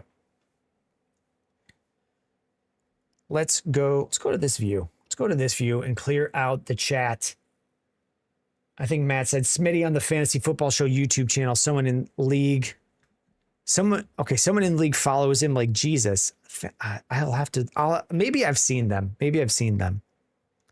One of the reasons, Matt, if you're watching on TikTok, one of the reasons my name is in the thing is because when I'm watching fantasy shows, I just didn't want it to be what you said it was the fantasy show on the YouTube channel. I wanted it to be a bit more memorable of my name and face. So thank you. I'll check out Smitty. It's possible I've seen them. Jordan saying, trying to move on from Josh Jacobs. What's my best move? Let's show it. Jordan's here. We'll show this as the last, we're doing a bit of the close down. Bobby No Breaks, how are you? Bobby No Breaks, how are you doing? I need to make some trades, Bobby. I need a running back. If you want to move a running back, let me know, Bobby. And then we're looking at Jordan saying, it's been a minute since we showed this. We've got a new feature. It's on the site I'm going to call it in testing, but for Jordan, you're trying to move on from Josh Jacobs. What's my best move? Take a look. We'll go with this page. We've got our trade builder. It's right here. Let's say you have your team. Now, I don't have a team where I have Josh Jacobs, but here's what you can do. You can go to the My Team page, Jordan, right-click any player on your team. Say you have set up your team on there tomorrow. What you can do with Josh Jacobs, you can right-click any player and hit Start Trade Builder. In the next couple of days, we'll just add a link to the Trade Builder on the top here. We dropped it today. It is in testing. You can hit Start Trade Builder. It pulls it up. It says, here's your team. And if you want to move someone on your team, now with Josh Jacobs, I would say pair him with someone else to kind of mask some of the value downside of Josh Jacobs. So say you wanted to take I've got Justin Jefferson and Casey Concepcion, but you could take any two players. It goes through your league and builds real trades, and then gives you a general value score on those trades from teams in your league. So here's trades involving one player. If I just wanted to up tier at wide receiver or up tier from these two guys to one guy, it's saying, hey, JSN is an even value trade. The JSN owner might not want to do it, but we wouldn't say send more. Let's say you wanted to go 2 for 2. It breaks it down by one player trades, 2 player trades. So if you want to make a move from Josh Jacobs, I would say check out the Trade Builder. It's going to take a look at the current market for these players and should suggest real trades in your league. Let's say that you're building a 2 for 2 trade, and here's a suggestion: Trey McBride and Tucker Kraft. I don't want 2 tight ends. You can just click Trey McBride. It adds Trey McBride to the trade and then pulls up the roster of the manager who has Trey McBride and gives you suggestions. If you didn't want Trey McBride and Tucker Kraft, what about Trey McBride and Derrick Henry? And then there you go. You've got an even value trade. It helps you build out trades like that. So you can do that with you. You had Josh Jacobs as your example. Here we did it with Justin Jefferson and Casey Concepcion. I couldn't think of any leagues where I had Josh Jacobs, but take a look. It's on our website, boombustfantasy.com/trade-builder. You can also get there from the My Team tab. You just right click any player and hit Start Trade Builder. We're going to wrap stuff up there because we have cleared out the queues. We've been going for 3 hours. We might have to start adding in another show. Thank you very much for hanging with us. If you have other questions, you can join our fantasy football Discord. If you're on YouTube, it should be in the description for the video. If you're on Twitch, you can scroll down and there's a button to join. And if you're on TikTok, you can open up any browser and type tinyurl.com/boom Discord to join. Thank you very much. We will be back Wednesday, 7:30 Central Time to go over your trade questions again, your team reviews again. Take care, guys. I'm going to close this out and go to bed.